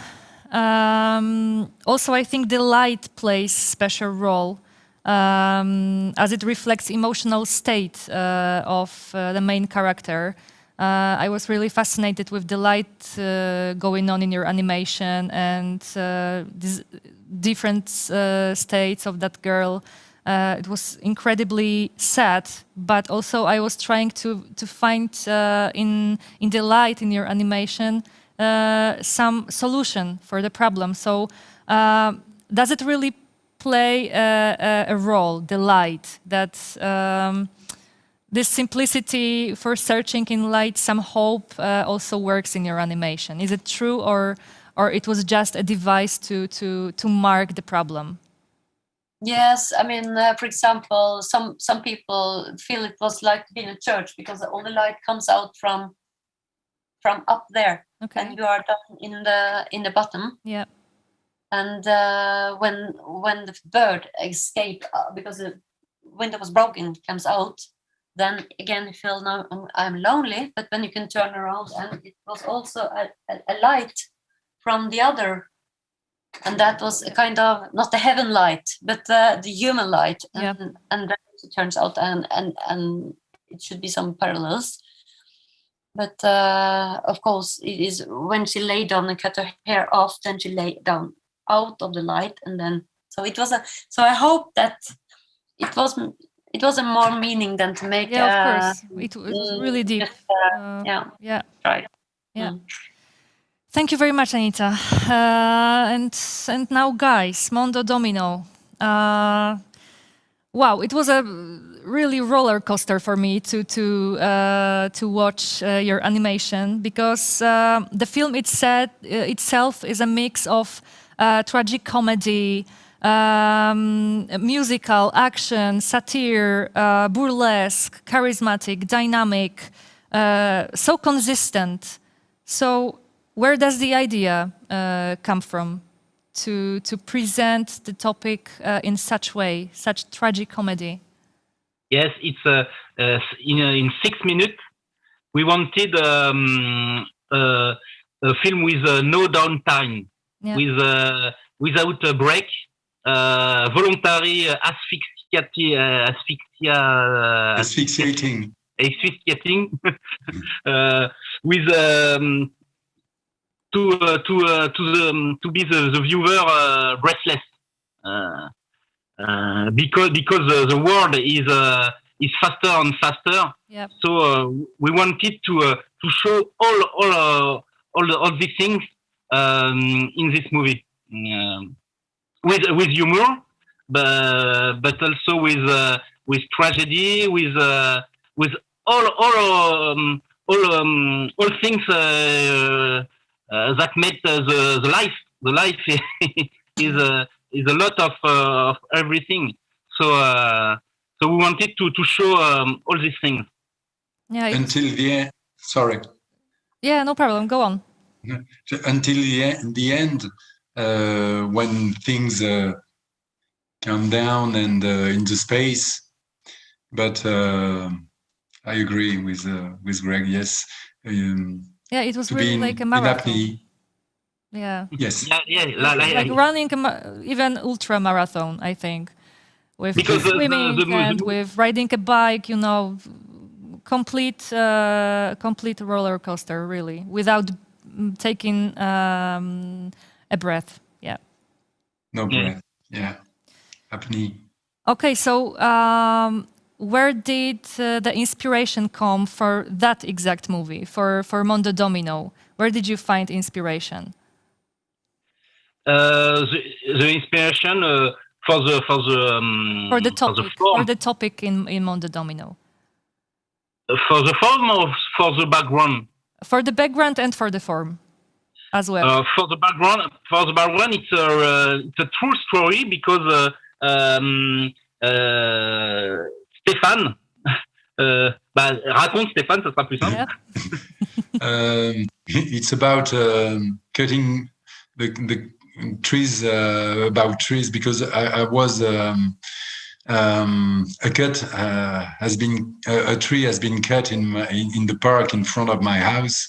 There was really no reason to cut it, and in the same time I saw that in South America, Amazonia was more and more destroyed, and in the same time there was a fashion show in France organized by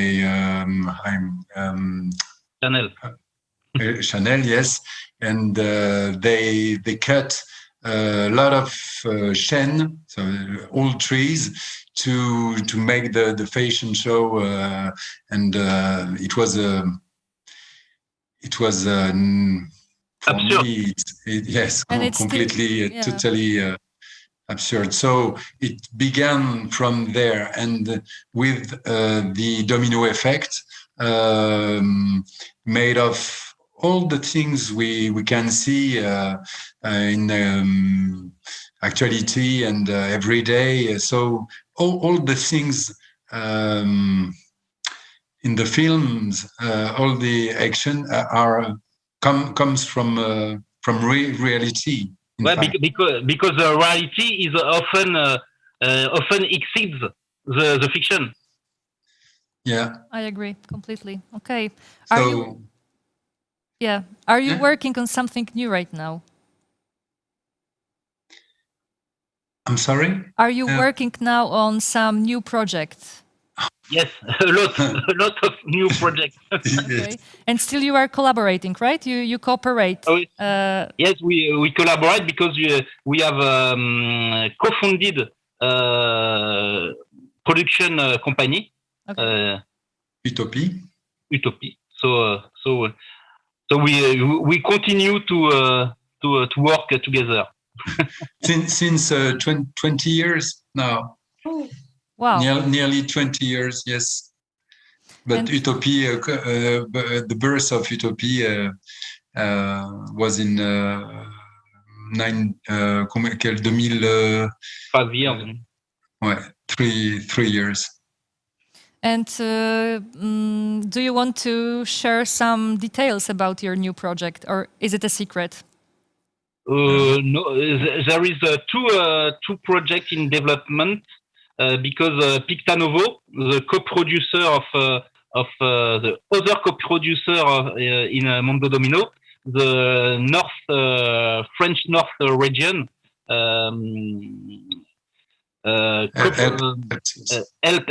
help us to develop to another project, a serial, a short serial of animation, and a new short movie.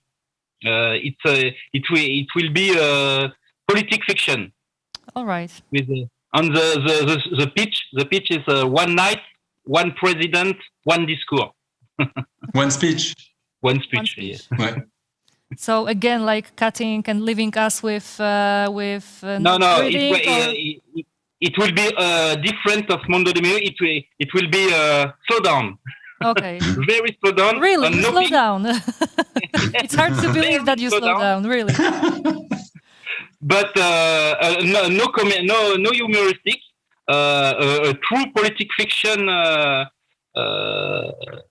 A tragedy, not a tragicomedy.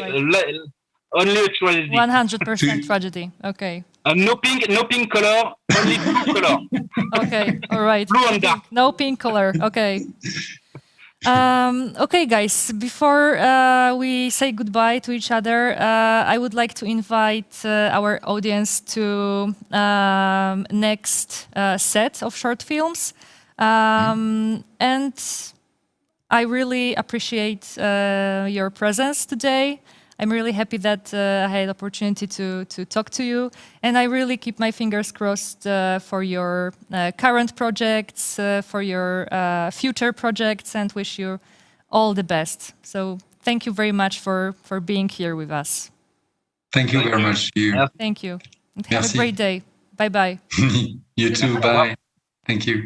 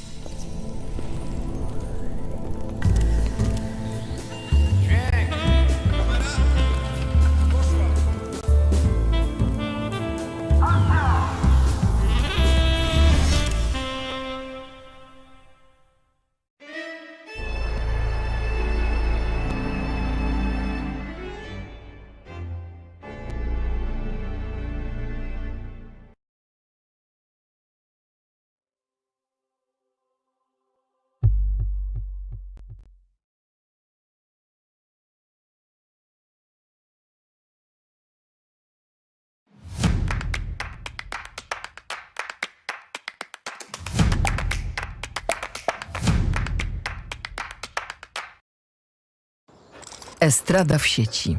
Wejdź na estradapoznań.pl i odkryj 9 autorskich serii podcastowych, ponad 250 odcinków, 10 000 minut nagrań, 14 słuchowisk, nowe duety muzyczne, teledyski, e-booki. Dołącz do 50 000 słuchaczek i słuchaczy. Za darmo. estradapoznań.pl. Dobra strona kultury.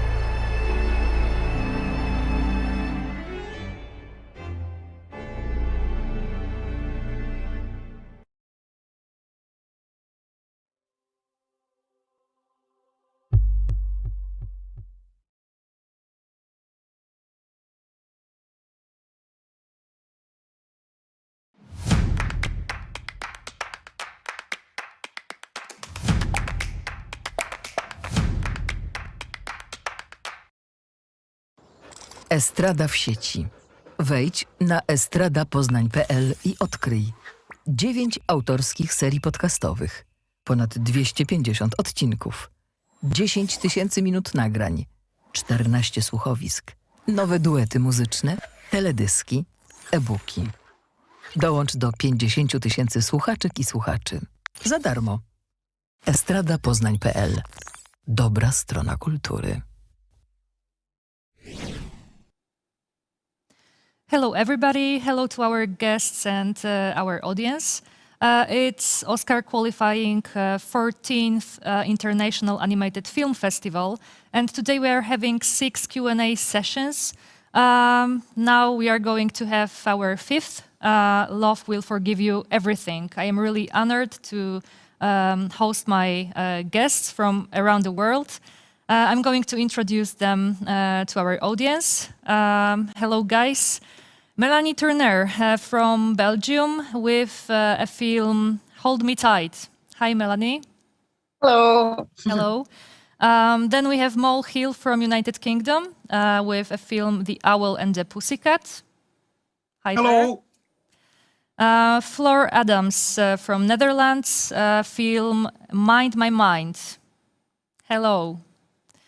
And then Alexei Estignev from Russia with his cooperating team supporting, and the movie Mom's Hair. Hi. You can also unmute. Yeah. You can unmute your mics to speak. Okay, I'm going briefly to read short intros of your movies to keep our audience updated. So, Hold Me Tight by Melanie Turner. In the heart of a dark forest, while hunting, 2 silhouettes meet. These creatures move like predators. They attract and repel each other, seducing each other during an explosive parade. Then, The Owl and the Pussycat. The Owl and the Pussycat set sail with their few precious possessions on a journey in which they learn nothing and lose everything except each other. Mind My Mind. When relying on social scripts to survive the social world, it's not easy to go off script, especially if you are obsessed with German dive bombers and just want to date a girl. And then we have a film, Mom's Hair, by Alexei Estignev. At the age of 4, Lisa lost all her hair to alopecia. In an effort to protect Lisa, Mom cuts her hair and makes wigs out of it. Growing up, Lisa tries to escape from the world of her mother's hair. Guys, once again, it's really a big pleasure to host you. I have some general questions to all of you. And I would like to start with Melanie. Melanie, what inspires you as a creator in general, not only with your current film, but in general? Where does your inspiration come from? But most of the time I make like film about more sensation than narrative. So I think I'm really inspired by like energy between people and dynamics, I don't know, colors and relationship and some very like, I don't know, like human behavior in general and movement of people and stuff like this. More like reality stuff than like special film or something like this. All right. Okay. Thank you very much. Mole, what about you? What is your inspiration for creating animations? Usually for me, it's images that on a particular subject or something, I'll start getting images stuck in my head. And if I can't get rid of them, then I'll start building them either into pictures or paintings or and then if there's enough of them, then they turn into a film. Yep. But it always starts with a little grain of an image that starts the process. So it's always an image, not, for example, a word or... No, I mean, obviously this one's based on a poem, but it's a very well-known poem in the UK. And for me, it was the images that started to come associated with that poem and building them into a kind of coherent thing. but I don't usually start with a theory or a something specific I know I want to say. I just start. I get bothered by the pictures, and I need to get the pictures out. Yeah, understood. Thank you. Flor, what about you? What about your inspiration background? Well, I think I start with things I want to say. So it's the other way around. But also, I can also be really enthusiastic about things I see, like colors and shapes and stuff like that. But most of the time, it's human behavior or something that's annoying me or something I want to look into, and then I'll dive into the subject, and then something turns out. Yep. Yeah. Thanks. Alexei, what about you? What about your inspiration? Извините, я буду по-русски говорить, а Геля переведет. Alex gonna speak in Russian, I gonna translate. Yeah. I'm glad that we have you as a translator. Yeah. Thanks. Вообще в кино в целом меня очень вдохновляет польская документальная школа. Кшиштоф Кислевский, Марсель Лозинский, в том Вопрос числе. не про кино.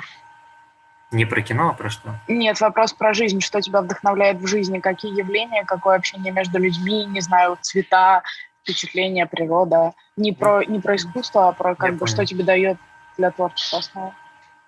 I was translating the question. Мне дает кино. Мне дает кино и польская школа документального кино. Рышев, Чехова и Кислевский. So Alex is saying that he's inspired by Polish film tradition and documentary film tradition in film school. Yeah. Especially Krzysztof Kieslowski. Рышев, Чехов, так. Yep. Yeah. Okay. Thank you. The second question is about process of creating an animation. So once again, Melanie, are you struggling while creating an animation, or the process is really clear to you and all the time the same, repetitive? How is it? No, I think it's different for each film. I think it's the process. It's like the dynamic and the process. It's totally different, but it's struggle all the time. To me, I have to say, mostly at the beginning, because at the beginning you don't exactly know what you exactly want to say, and mostly for this film, all the time I was like living what I want to say at the same time that I was telling it, so I didn't have like a distance from my subject, and sometimes it was a bit hard to navigate between all of this. Yep. Yeah. Okay. Something like this. Thank you. Mol, what about you and your process?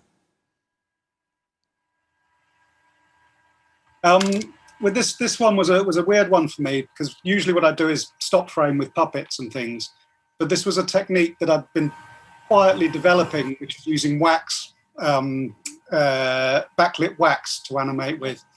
And when lockdown came along, I decided, right, now's the moment to make this film. I'm going to finally do it, because I thought there'd be no work.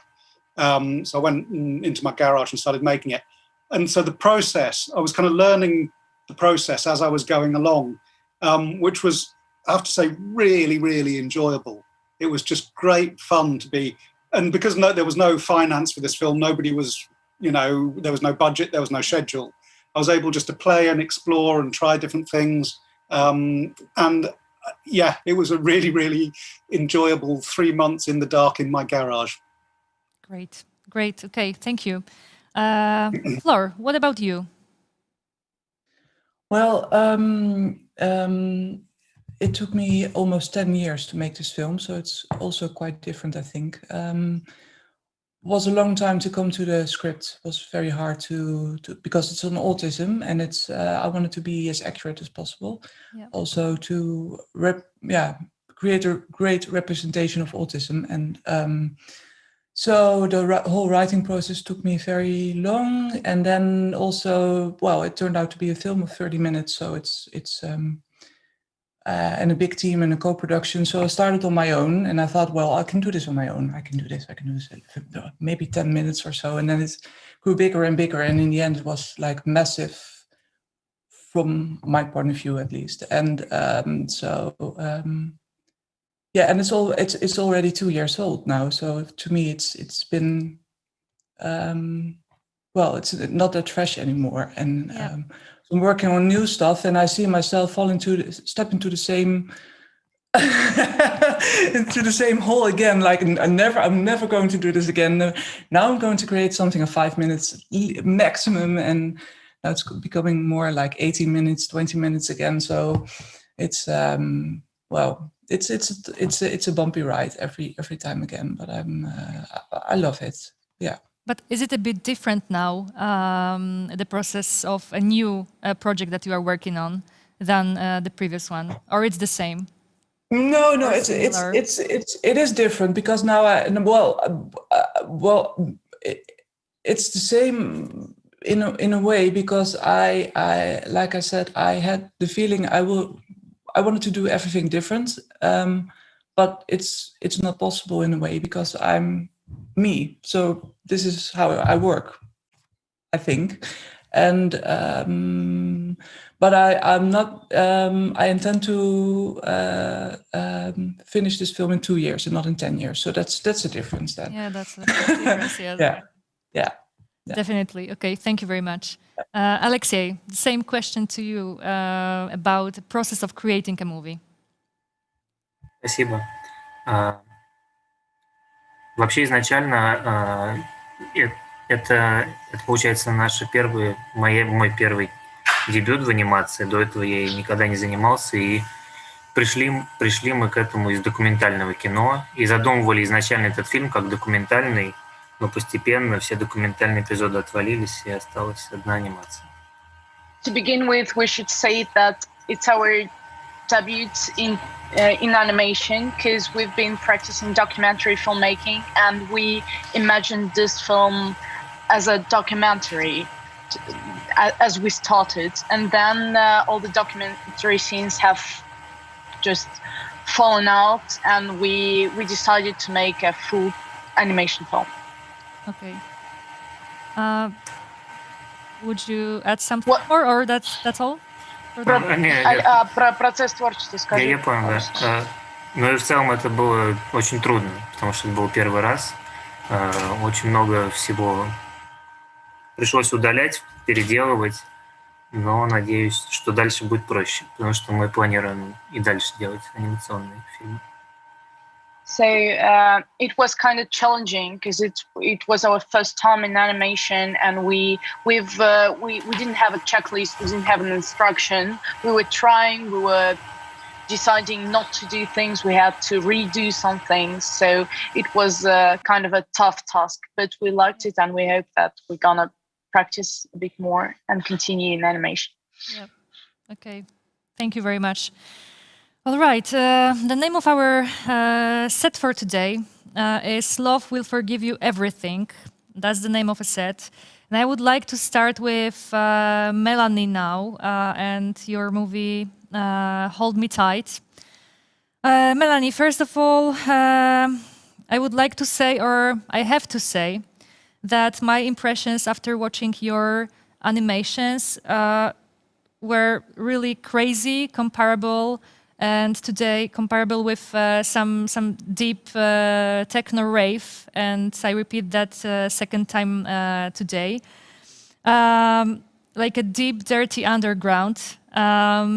You confront us with dark sides of silhouettes, nature, but not only silhouettes. What level of audience's experience did you want to achieve with your animation? Well, first I want to say thank you for this question, because I'm a very big fan of techno rave parties and really influenced by all of this Berlin underground clubs and stuff like this. So maybe it's connected in a way, because somehow, who knows? I used to go there, and I used to like the energy there. So as I was saying before, I'm very inspired by energy between people. So maybe it's linked in a way with this. So it's the first time I heard this, so I'm really happy about this. It's great. And I don't understand very well the question. What do you mean by the level of audience? You mean what kind of audience? Yeah, like, did you expect some reactions from the audience after watching your animation? I mean, like, I wanted to make something like very powerful and short, and I wanted to have like something like very like emotional impact about how we navigate with our seduction and sexualities and stuff like that.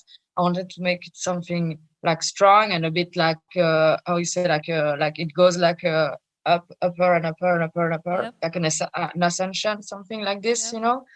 And I wanted to really like the people live the same feelings than the character, like at the same time, and be doing something like very immersive and like out of like cinema concept, like more like a, I don't know, like a performance experience or something like that, you know.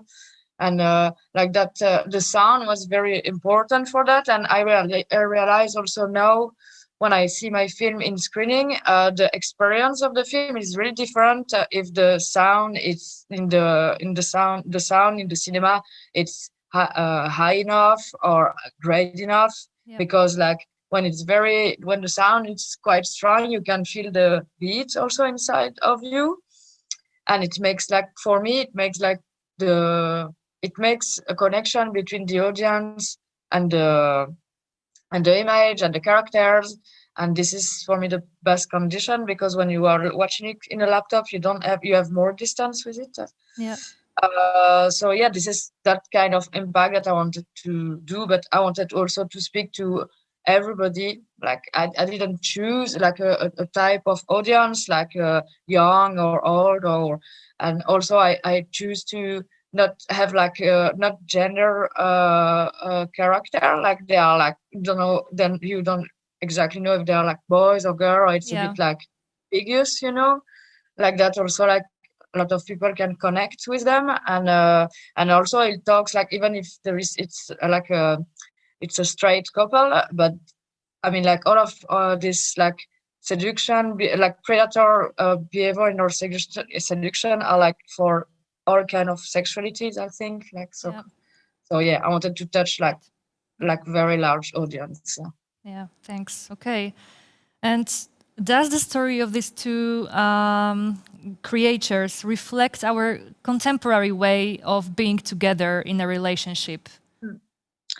Yeah, but I mean, in a way, yes, it depends. I think we all have like predative behavior in our when we are seducing people. But for me, it's something that I wanted to say, this is not okay to do it, you know. I mean, I didn't want to say this is bad or this is good or something like this, but I wanted to question people about how they are acting when they are like seducing people and all of this predator stuff. So I think this is a reflection of it, but also like it's a way to let the people questioning their own own way to seduce people, and maybe think there is other ways to do it, like not only in a creative way, which is not. Okay, thank you very much. All right, Mole, the Owl and the Pussycat. Your film is an animated, or should I say waximated, interpretation of Edward Lear's poem from 1871. And I would like to ask you, is this poem special to you? Or is it just a pure coincidence that you used that poem precisely in your animation? It's a poem of, I can't remember a time when I did not know the poem, you know, it's always been there. Lots of kids learn it as children here. Did you know it? Is it known in Poland? I had to do some research online, to be honest, because I was imagining this poem as to be very, very deep, some existential aspects, you know, because it sounded really, really serious. And then you now are telling me that it's just, you know, everybody says that poem to children. Great. Well, I mean, I think it's a great poem. I think it's really beautiful. Yeah. But it is usually for children. And as I say, most kids will know it vaguely in the UK. I think maybe not so much nowadays as when I was a kid. So it's kind of always been there. And Edward Lear was a very odd character. And I mean, he had aspirations to be a great fine artist and do, monumental oil paintings. Yep. But the thing that's really survived from him are these little bits of nonsense that they kind of lodge in your brain in a really effective way. And they're very simple, but they're kind of ambiguous as well. There's a lot of space in them for interpretation, which, from my point of view, coming to illustrate it or make a film of it, it means you can take it this way, you can take it that way. It's not didactic; it's quite ambiguous, which I played up in the film. Yeah, great. Okay, and about your technique, because your technique is really unique. It's wax, so. To be honest, it's the first time I confronted myself with such animation, and it was a fascinating journey. So thank you. So can you tell us what fascinates you about the wax? Why that technique? Was it just a clear option for you to tell the story? It's a technique I've been sort of experimenting with, like between jobs. For quite a long time, and I've just had little goes at it. Yeah. And what I keep finding is there's more you can do with wax. You get a lot out of it because the light comes through it. So the way that the Owl and the Pussycat is made, you have a sheet of perspex or glass with a thin layer of wax, and to make the image darker, you put more wax on. To make it lighter, you scratch away. It's really simple. That's all there is to it. But there's something about it, because the light's coming towards you, that it's got this lovely warm glow. And there's something about the nature of wax, which, because it can always be changing, it can turn into anything, that worked with the way I imagine the story in terms of the characters constantly changing, because they don't, from one shot to the next, sometimes they don't resemble what they were in the previous shot, but hopefully the poem holds it together. Yeah. So it was all about that kind of malleability and change. Yeah, great. Also, in your statement, you said that the pandemic reality was a perfect time to share a dreamlike story of traveling the world. I also felt something different, what was really opening while watching your animation, like huge message about noticing home in a second person, in a person that we live with, for example. So noticing the home in another human being. So am I right, or should I go home? No. Yeah, I mean, as I say, I don't approach my films with a set idea, but I'm very, very happy with this idea. All right. So it wasn't what I was thinking particularly, but that I'm completely on board with. It's good. I mean, it's quite interesting. With Mark, the musician who did all the music, I gave him notes and stuff, about the different feels of music I wanted, but we never discussed what the film would be about. Okay. But so after the film was made, and I loved what he did with the music and all the rest of it, and I said, and he said to me, well, yeah, I think the tango was right because it's a Battle of the Sexes film. I never thought it was a Battle of the Sexes film at all. But the music that he provided, with completely the wrong thought in his head, is perfect, which is, I that really pleases me. Yeah. Okay. So it surprises. I like surprises. Yeah. Great. Thank you very much. Okay. Mind my mind. Time to start discussing this film. So, starting with a title which is powerful itself, because it's like Mind My Mind. Ending with stunning animation, taking up important issue of Asperger's syndrome. Frankly speaking, I was speechless after watching that animation, because last time I was also struggling with finding some way of communication with people with different spectrums of autism. So that's why it was really helpful to me. So first of all, big thank you for that animation. And the conclusion I came up with is that we should learn from people with autism spectrum, creating a special space for them to communicate, to find some luck in people's relationship, to make them feel that gap that we create maybe sometimes unconsciously. I don't know if I am now diving not too deep or maybe exactly deep, but I was trying to find that connection between people with autism and their way of communication, and how you fill that gap of that acting precisely. Yeah. Well, thank you. So you want me to elaborate on this? Yeah. If because I'm not sure if you could agree with searching in your animation the point of connecting us as people who sometimes don't know how to communicate with Asperger's syndrome or just autism spectrum. So yeah, how is it? Yeah, that was my intention to try to show the world what it means to be autistic from the inside, which is kind of hard because you don't see it from the outside. So I had a lot of interviews with people with autism. I used to be a teacher to autistic students. I was an animation teacher. And so after I quit my job, because otherwise you can't do this interviews with students, of course, I made these questionnaires for them, like, how do you feel when you're in love? What is it? How do you flirt? What does it mean to be in love? What do you want the world to know about autism, and what's like what do we do wrong in films normally? So I try to avoid that problem. It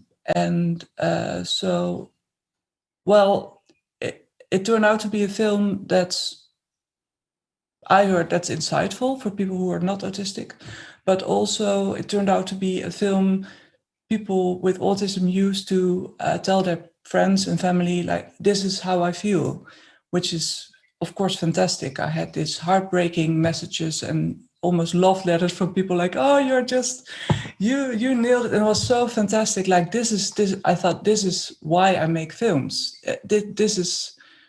I couldn't imagine what a film could do for people. And so, yeah, it's from both ways, from being not autistic and understanding how it works, or being autistic and have a portal or like a way to show how it works from the inside, or why you respond late, or why you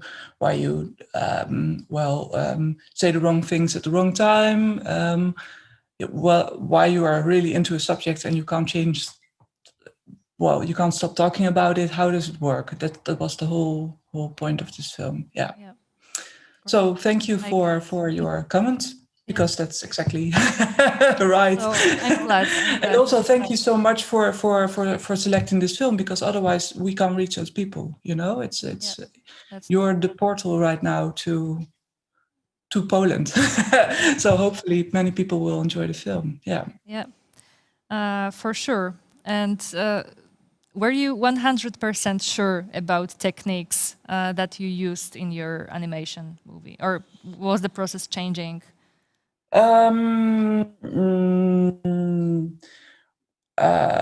Yes, I think I was sure, and it didn't change, because in the end there were I think there were 5 to 7 animators working on it, so you can't change your way of working.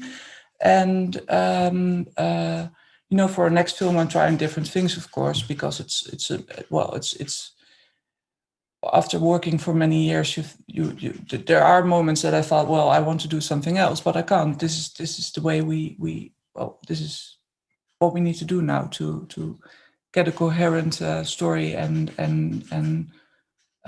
style. So I'm a drawer myself, so I wanted to draw, and Yeah. Thanks I don't know. a lot. This is, Thank you very yeah. much for answering. Mom's hair. Alexei, I am really curious where the idea of such heavy topic of disease come from when it comes to your animation. Алексей, вопрос следующий. Откуда тема довольно тяжелая, довольно сложная? Как ты пришел к анимированию такого сложного вопроса? Спасибо. Thank you for the question. Ну, на самом деле все просто. Оператор Лиза Попова, девушка, с которой мы снимали предыдущие документальные фильмы, где-то спустя 2 года после нашего знакомства сняла с себя парик, и я застал вот этот момент ее освобождения, и мне показалось это очень трогательным, и это было сюрпризом для нас всех. Mm-hmm. Okay, so the main character, Liza, is the DOP I've been working with on my previous documentary films. And since we've been working for 2 years, one day I saw her taking off her wig, and it was a big surprise for me that she's bald and she has alopecia. And that was the beginning, that was the starting point. And we started to learn about her story. Потом я узнал, что мой друг тоже стал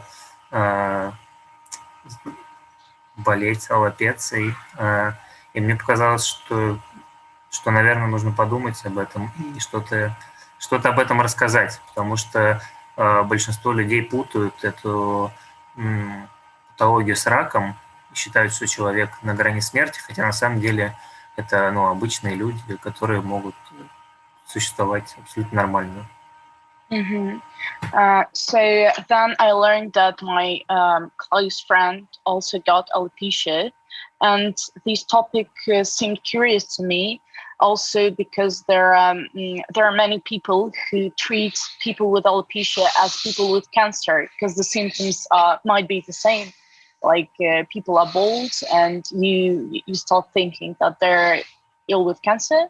So I decided to somehow tell people a bit more about this thing and open the idea that people with alopecia are okay. They're not going to die tomorrow, and they're living their lives and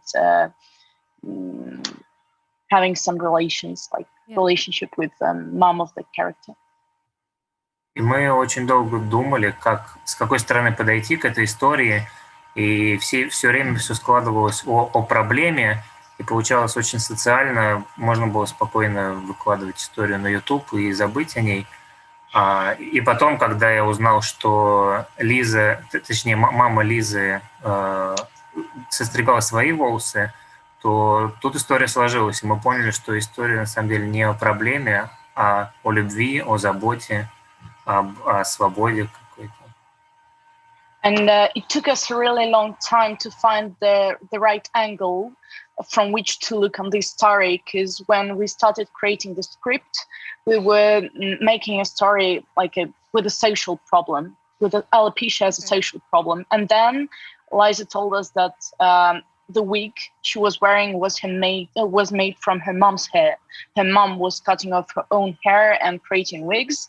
And we got this wonder mirror, and we understood that it's a story about acceptation, about forgiving, about love, and that is more some kind of a psychological issue, not a social one. So there are both sides, but we found the one to focus on. All right. And Alexei, are you working on something new right now? Делаешь ли ты что-то новое? Да. Что новое делаешь? Да, сейчас с Дашей Дорофеевой и продюсером Яна Буряк мы разрабатываем тоже новую док-анимацию, которая основана на письмах отца к дочери из ГУЛАГа. So now we're working on a new short animation film with Dasha, the lead animator, and another producer, Yana Burak.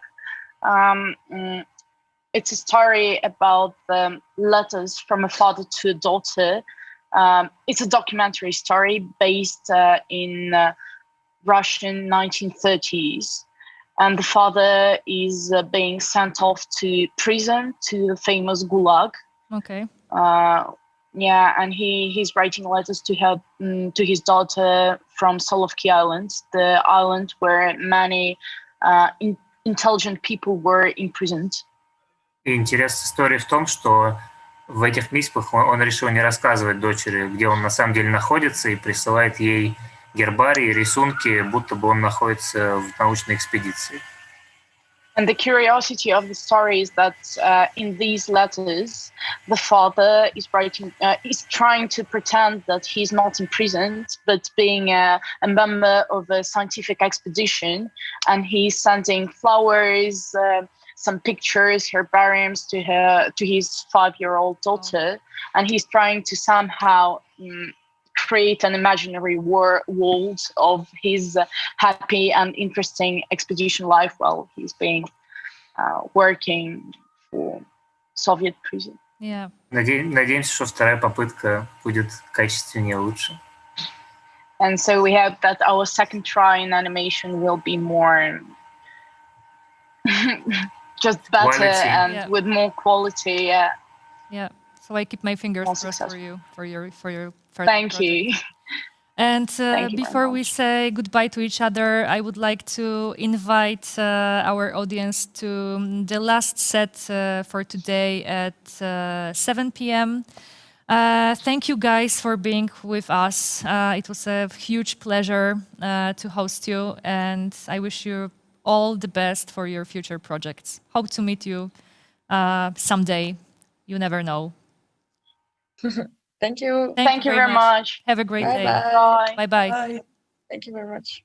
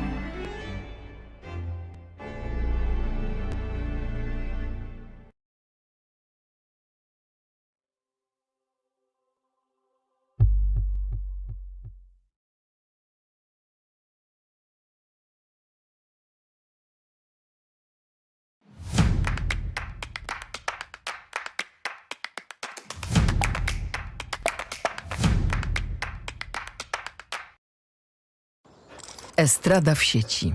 Wejdź na estradapoznań.pl i odkryj 9 autorskich serii podcastowych, ponad 250 odcinków, 10 000 minut nagrań, 14 słuchowisk, nowe duety muzyczne, teledyski, e-booki. Dołącz do 50 000 słuchaczek i słuchaczy. Za darmo. estradapoznań.pl. Dobra strona kultury.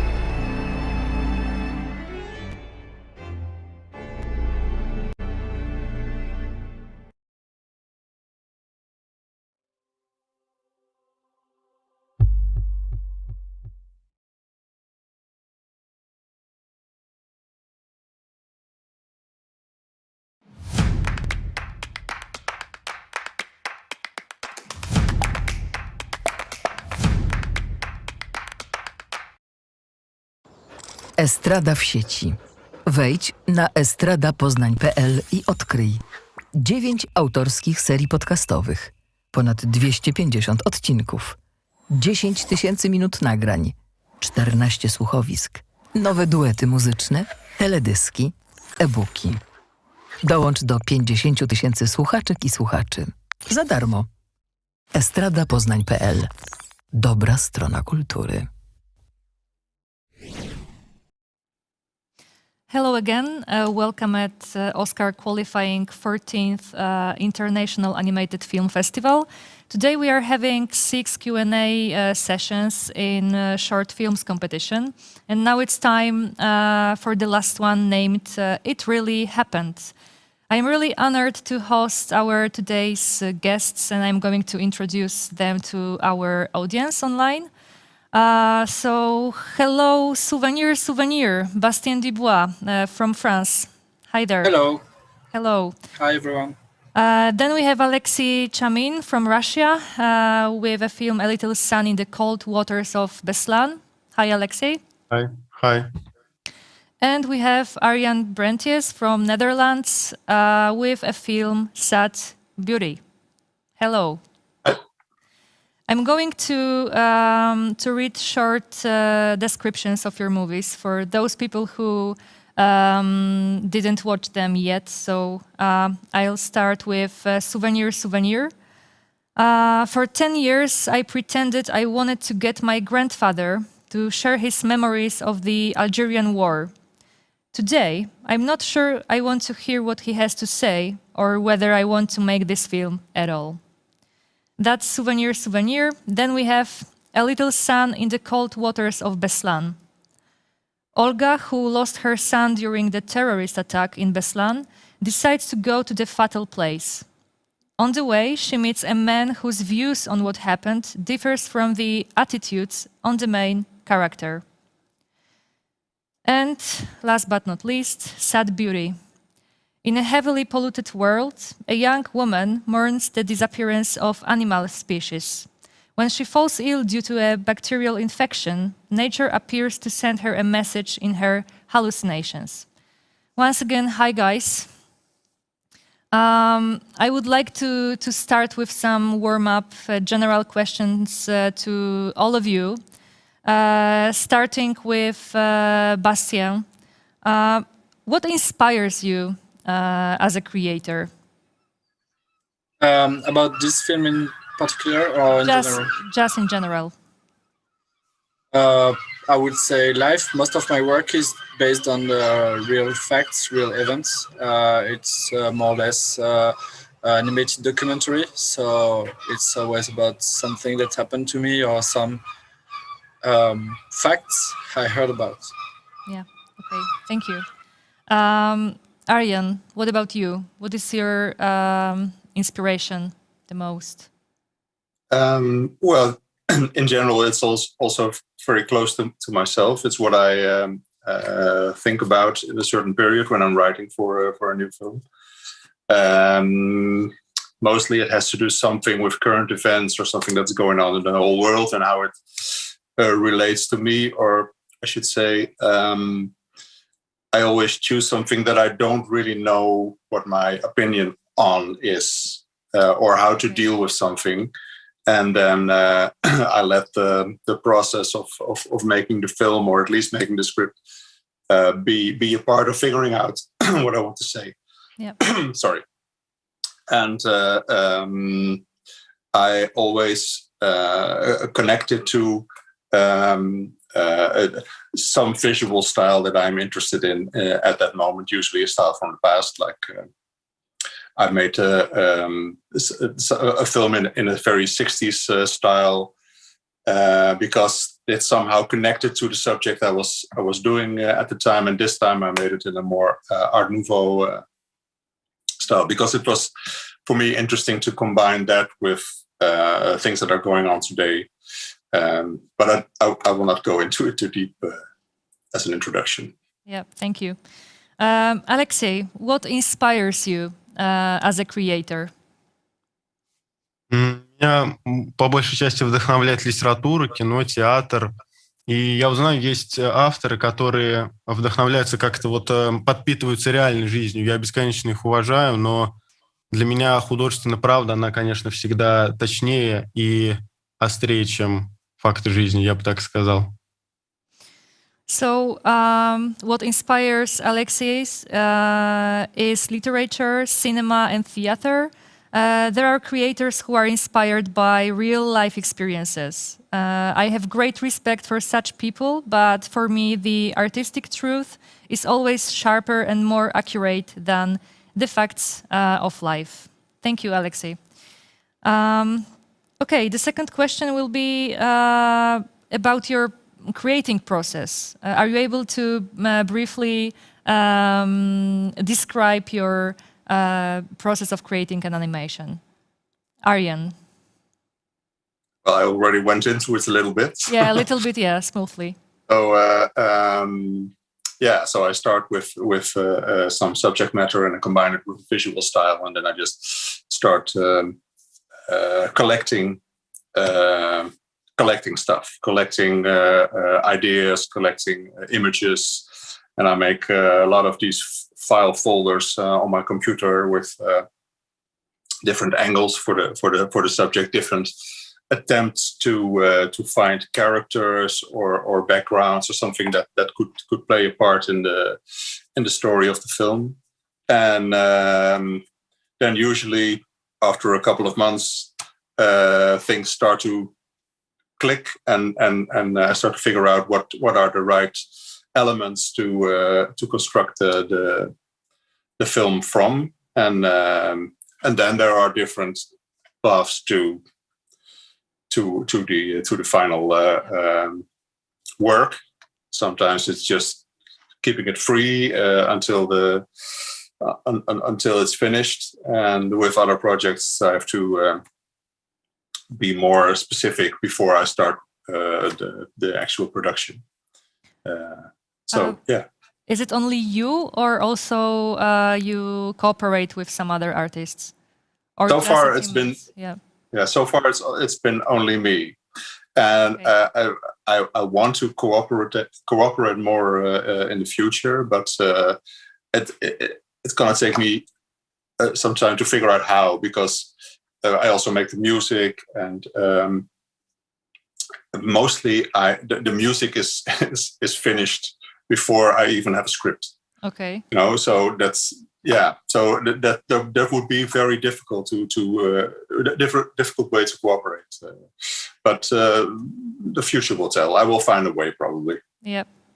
But that's interesting that, the first sometimes music comes and then the script. How is it possible even?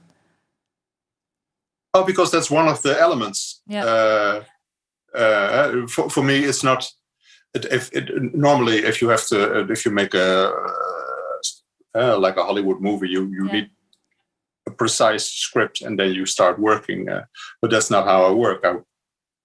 As I say, I collect ideas, images, sounds, and sometimes it's not necessarily the story that leads in the beginning. Yeah, thank you. Bastien, what about you? What about your creating process of an animation? For my first movie, it was a mix of my two passions. It was traveling and making animation. So it was based on my practice of sketching, like travel sketches. And I made the first film about mixing animation and sketches from my travels. Okay. For this film, it was way more complicated because it was very intimate story. And the process took a very, very long time. Like I started to do some drawings about this topic in I think 2000. So it was almost a whole life process, and things emerge slowly. And so it's I don't really know how it works because there was so many steps, but and basically I can't speak about the writing process because it's all about the story of the film. Yep. Tried to understand what I was looking for, what was my personal blocks. Yeah. So all the film is about the process of trying to making a film, and so this is basically what I explain in the film. And about on the artistic side, I collaborate with Jorge Gonzalez, which is Argentinian illustrator. It was a collaboration which was originally that we originally discussed for a feature film project, and because I like the style of this guy so much that I can't wait for the feature film, and we start to collaborate on the short film. And I also work as Arjan with the music on a very early stage, and because in animation we do the editing before the final image. Okay. It's for me it's very convenient and supporting my editing work to work with the music in the same time. It's really I really rarely ask to a composer to do the music after the film is finished. It's always coming at the beginning. Usually I collect some musics and I'm looking for which music will illustrate or will support, or even if I don't keep the music at the end, but at least to give the rhythm of the film. I start to edit sounds and musics and voices to get the rhythm of the film. Yeah, I get it. Thank you. Alexei, what about your process of creating? How is it? У меня вот этот вот мультфильм, он идет как курсовая работа за мой первый курс. Я учусь в киноинституте. И я связался с художником, это мой друг из моего родного города. Я скинул ему сценарий. Она, ее зовут Елена. Она прочитала, потом мы как-то обсудили общую концепцию, и по почте она мне уже начала высылать какие-то отдельные фрагменты, отдельные сцены. Мы их обсуждали. В основном наша работа вот как раз строилась на таком обсуждении, и потом, когда уже все было готово, когда я это все собрал, смонтировал, сведение звука заняло где-то около 17 часов. Так что это такая вот достаточно быстрая работа. I made this cartoon as part of a coursework in the first year of my studies at the Film Institute. I contacted a friend from my hometown who is studying at the art department, showed her the script. She sent me excerpts on the cartoon by mail. We discussed them, exchanged opinions, corrected certain scenes. The sound mixing took about 17 hours. And the last question as a warm-up for you guys is, what was the most difficult part during working on your festival film? Bastien, maybe this time. Did you find something challenging in that? Yes, it was the worst experience I had to make a film in my life, because all the other films I made, I really made them because I wanted to, because it was like for pleasure. It was like it was funny and a good time. And here it was like more like something that was hunting me. I feel like I had to, every time I tried to drop this project, it came back from a door, another door. And so it was like a mission, and it was really painful and on almost every aspect. Also because as I didn't really want to do this film, I tried to do everything to make it complicated and impossible to achieve. So I was constantly make things complicated. Thank you. Arjen, what about you and challenging issues coming up while working on a project? In that case, it's hard to follow Bastien because I had some troubles, but they were nothing compared to what he went through, of course. The difficulty I had was that I started out with the wrong approach the main character. So an earlier version of this film, I had to completely throw away because the whole character, the main character, was very different.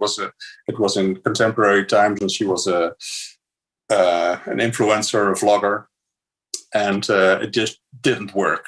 It just felt like a comment on the whole influencing culture more than the actual subject of the film. So in a way, I had to start over.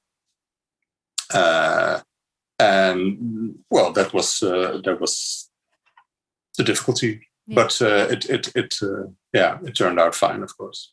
Okay, thank you, Alexei. What was the most difficult part of working on your film?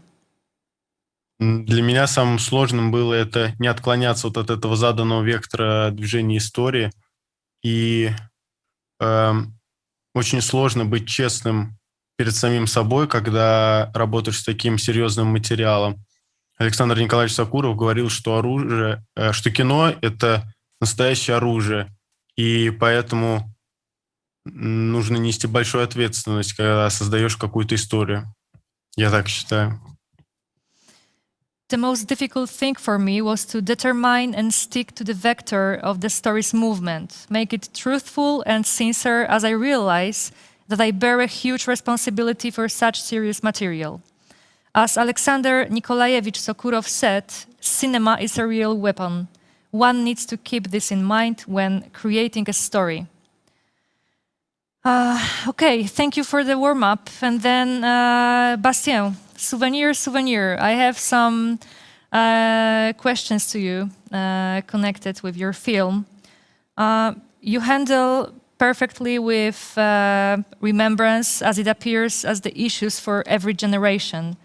Was it hard for you to deal with personal input of your relationship with your grandpa and the traumatic topic of Algerian war?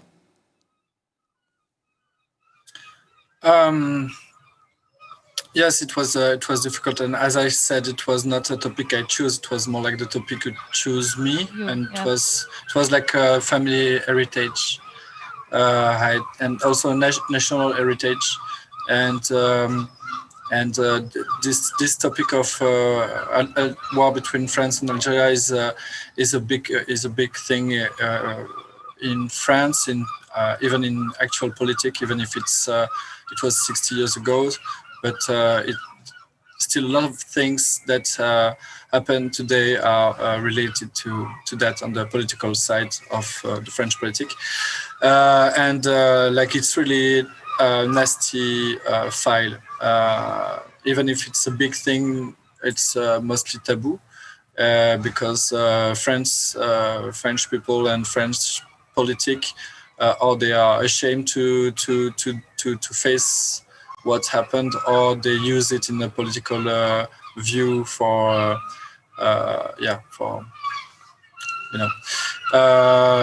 so it was not very funny, and sorry, I forgot the question. Yeah, just like did you handle the topic that you used to in your animation? Like, was it hard to use this personal input for you? Yeah, as I said, yes, it was complicated. Yeah. I'm curious about your techniques that you use in your animation, because for sure you will make it better than me. But from my perspective as a viewer, I was fascinated with dividing the past and focusing on the present. So can you tell me what kind of techniques you used in your animation, and why did you choose those precisely? So for the main style of the film, there is two styles in the film. There is one which is the everyday life, or depicting my life as a film animation film director trying to make this film about Algeria. And there is another style which it's more like at the beginning it's more like the first images of a supposed film about memories of my grandfather, but very quickly we realized that this film don't exist, and it's turned to become more like the ghost of the past coming to haunt the present. And so for this the everyday life, I work with Jorge Gonzalez, as I said, and you have this very blurry, scratchy, layered work of colors and images. So it's a bit blurry and unclear. And in the other hand, for the cartoony style, I went to like something more classical, cartoony. Looks like it's clear and defined, but for me it was like to illustrate my first certitude as a child or a teenager, that I knew what I was talking about, but then it's appeared that it was not that clear, and all my certitudes just collapsed. And I was also interested to have this cartoony style that can, in one hand, look like a childish film illustrating memories, and I really wanted the audience, when they watch the movie, when it starts with the voice of the kid, like, here is what happened to my grandfather, and I was hoping that everybody will be like, oh no, please, I don't want to see this movie about this child talking about the memories. And it was a trap for me. It was like to bring the audience to a wrong direction, then to jump to another direction. And also this style was, I think, also like in the punk aesthetic, when you use some very cartoony style to show something very violent, and to create a very strong contrast. Yep.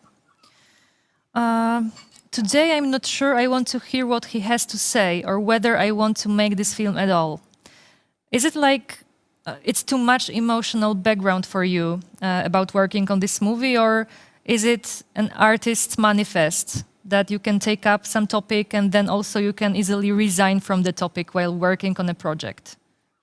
No, it was really like, it was not a posture. It was like I was never capable to ask him directly what he did.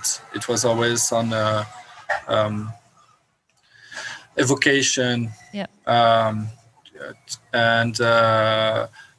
And so at the end, I don't really know exactly. All the film is really based on what happened. It's everything is true in the film. And when he said something during the dinner, it gave us some clue about what happened. And at this time, the family fairy tale about nothing happened during this war just collapsed. And for me at this moment, it was enough. It was all I can handle to know that what everybody pretends that nothing happened wasn't true. It was enough for me. I didn't need to know about the details, and I was not capable to know about those details. Okay, thank you very much for your answers. And now let's go with Alexei, A Little Sun in the Cold Waters of Beslan. Alexei, your movie was created in memory of the victims of terrorism acts, but even if it focuses on a massive catastrophe in Beslan, there is something deeper in between. Trying to struggle with trauma, of course, after losing a child or just a close relative. Was it the most important thing to you? Showing the process of dealing with a loss, dealing a person that was loved, or was it something different? Это очень хороший вопрос. И, в первую очередь я хочу сказать, что в своем мультфильме я через вот эту коллективную трагедию как раз показываю трагедию отдельно взятого человека. То есть у меня в фокусе конкретно один человек. И этот мультфильм, он, по крайней мере для меня, о смирении человека перед лицом как раз вот этого огромного горя, потери ребенка. И я хотел сказать, что вот это смирение, оно непременно должно возникнуть, потому что жизнь вот этой вот трагедии, она отравляет всю вообще дальнейшую жизнь. Это вот видно на примере главной героини. Ну, в общем говоря, простым языком, это картина о том, что нужно жить дальше, но вот здесь есть такой один нюанс о том, что легко говорить «живи дальше», на практике же все гораздо куда сложнее, и об этом вот как раз финал фильма. О том, что проделать так называемую работу горя очень тяжело. In my cartoon, I show the trauma of a single person through collective tragedy. And the focus of the story is precisely the person. This animation is about the humility of a person in the face of great grief. I wanted to say that we must certainly arise this humility. Life as a tragedy poisons the rest of life, as can be seen in the example of the main character. In simple terms, no matter how hard it is, you need to find the strength to live on. But there is one caveat. It is easy to say live on, but in practice everything is much more complicated. This is what I am talking about at the end of the film. The so-called work of grief is incredibly difficult to do. Second question is connected with the way you created your animation. So very minimalistic style versus huge, intense topic. Was that clear for you from the beginning that you will use the techniques that you used?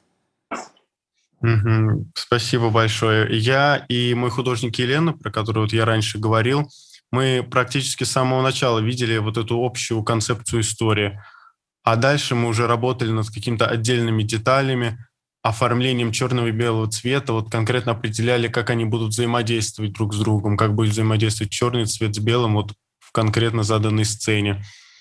И, к слову, у нас был изначально другой вариант концовки.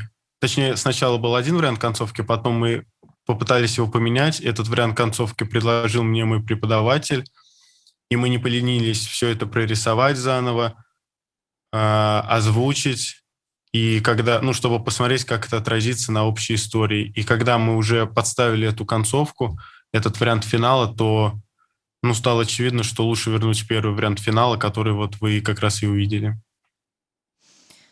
My artist Elena and I, almost from the very beginning, had a general idea of the style of the story. We worked a lot on the details, the black and white colors, and how these colors should interact with each other in each scene. By the way, the film could have had a different ending. It was suggested by my teacher, and we made an effort to draw and voice it to see how it would affect the overall story. When the editing was completely ready, it became clear that it was better to return the first version of the ending. The last question is about the title. I made some research online, of course, and in 1971 there was a movie, A Little Sun in Cold Water, directed by Jacques Deray. I am curious, did you want to relate to this movie somehow? Because it's obviously taking up the subject of dealing with personal trauma, of family tragedy. So was it somehow connected or completely not? Нет, между ними нет никакой связи. Это название возникло следующим образом. Я, когда изучал материал, наткнулся на встречу. Это было такое мероприятие, которое как раз называлось «Маленькое солнце в холодных водах». И, как я понял, это было как раз посвящено памяти жертв терроризма. И уже потом, когда там практически весь мультфильм был отрисован, я наткнулся как раз на фильм с таким названием, но я решил не менять, потому что название это меня поразило, мне кажется, оно очень точным, и для меня его значение достаточно, достаточно простое. Вот я считаю, что в этом названии солнце, маленькое солнце означает вот ту, как бы это сказать, солнце — это немного пролитой памяти вот на это холодное прошлое, на эти воды темные. и поэтому мне показалось, что название встречи очень точно было подобрано, и я решил также назвать и мультфильм, добавив только одно слово, чтобы зритель сразу понимал, о чем эта история. No, there is no connection between them. While researching the sources, I came across some event that has such a name, A Little Sun in Cold Waters. It was, as I understand it, an evening in memory of the victims of terrorist acts. The title of the meeting amazed me. Then I found out that there is a film with this name, but still I did not give up the title and added the word Beslan at the end, so that the viewer would know the topic of the animation before watching it. The meaning of the title is simple. Little Sun is the light of the memory of the terrible tragedy, Cold Waters. The main character's trip to the scene of the tragedy is an attempt to shed some light on the dark, cold past, reflecting it like the sun on the water. Thank you very much, Alexi. And then we have Sad Beauty. Aryan, first of all, big thank you for pointing one of the biggest problems we have been dealing with for years. So planet pollution, ruining ecosystems, and what can be a consequence of it. Your film is about pandemic, but not about COVID. Can you tell us what made you to create that story? Yeah, well, first of all, the film was not intended as awareness about environmental issues, because I assume that anyone that watches animation film festivals is already on the side of protecting the environment anyway. So it's more about dealing with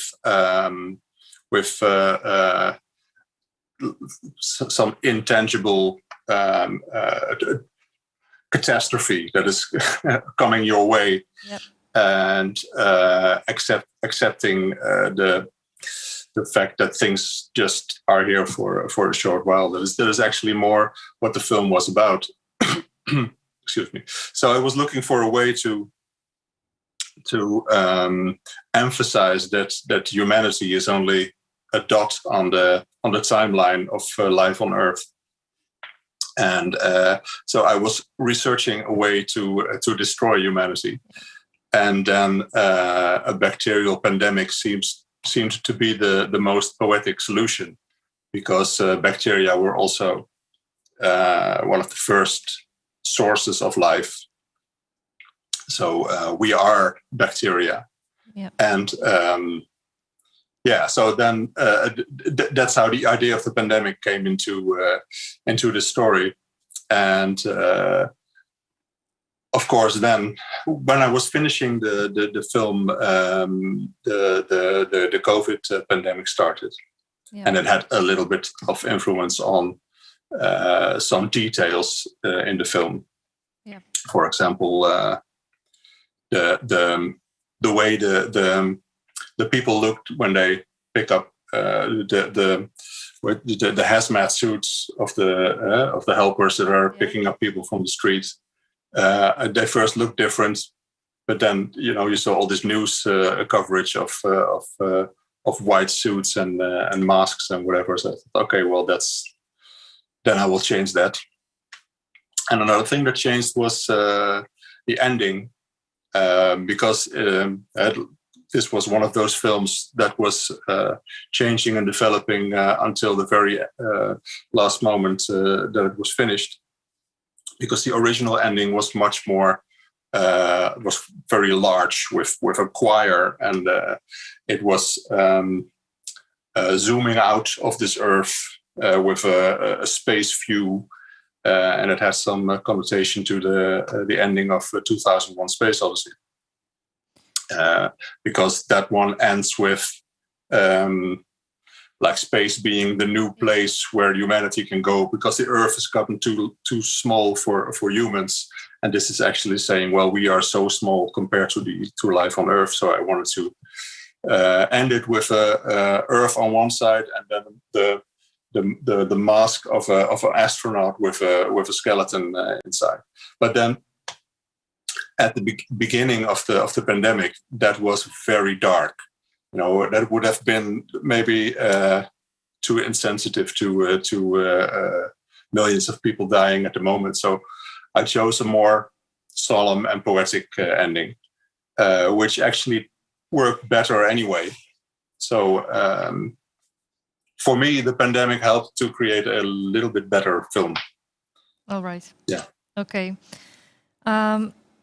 What about the protagonist in your animation who is studying butterflies? I was wondering, after watching your animation, is there something symbolic about them appearing beautifully in a completely disastrous world? The idea of butterflies, they're all in the butterfly family. Yeah. Was that they are like the canaries in the cage, a canary cage in the coal mine. I mean, when the butterflies are gone, it's over. We will be there's no way back. So that was the idea, and of course, it gave the opportunity to have them actually come back. But that was later when I had the ending that the film has now. It was nice to have her draw all these different species of butterflies and hang them in her apartment. And in the end, she is no longer there, but the new species of butterflies are flying around in the space where the drawings of the extinct ones used to be. Yeah. So so it's not and sometimes people associate butterflies with the souls of humans returning to Earth. It has nothing to do with anything. Yeah. That happens very often. Yeah, that was a danger, of course. That people, but if people want to interpret it that way, it doesn't kill me. So what is next for you, Arjen? Are you working on something new right now, or you took some break in between? No, I'm halfway with an animatic for a new film. Well, halfway. That's optimistic. Yeah. Let's say a third. And so it will be like at least 2 more years before the film will be finished. But it's current subject matter in an old visual style again. This time it's style of Art Deco, Right. like fascist-looking architecture world with cameras and screens everywhere. So you can sort of guess what it's about. Thank you. Before we say goodbye, I would like to thank a lot to our audience. It's the end of today's 6 Q&A sessions, but it's not the end of 14th International Animated Film Festival. So I really recommend checking our program online. Guys, thank you very much for joining us, for being with us, sharing with your experience, the process of creating animation, and I keep my fingers crossed for you and wish you all the best on your career. Thank you very much. Thank you. Thank you. Bye. Goodbye.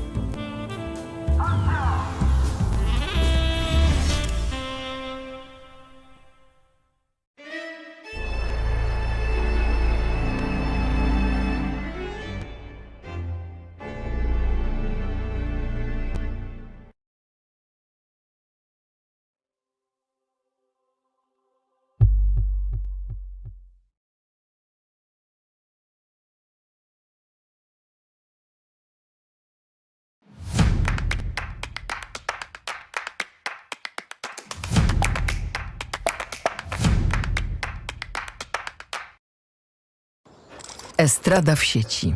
Wejdź na estradapoznań.pl i odkryj 9 autorskich serii podcastowych, ponad 250 odcinków, 10 000 minut nagrań, 14 słuchowisk, nowe duety muzyczne, teledyski, e-booki.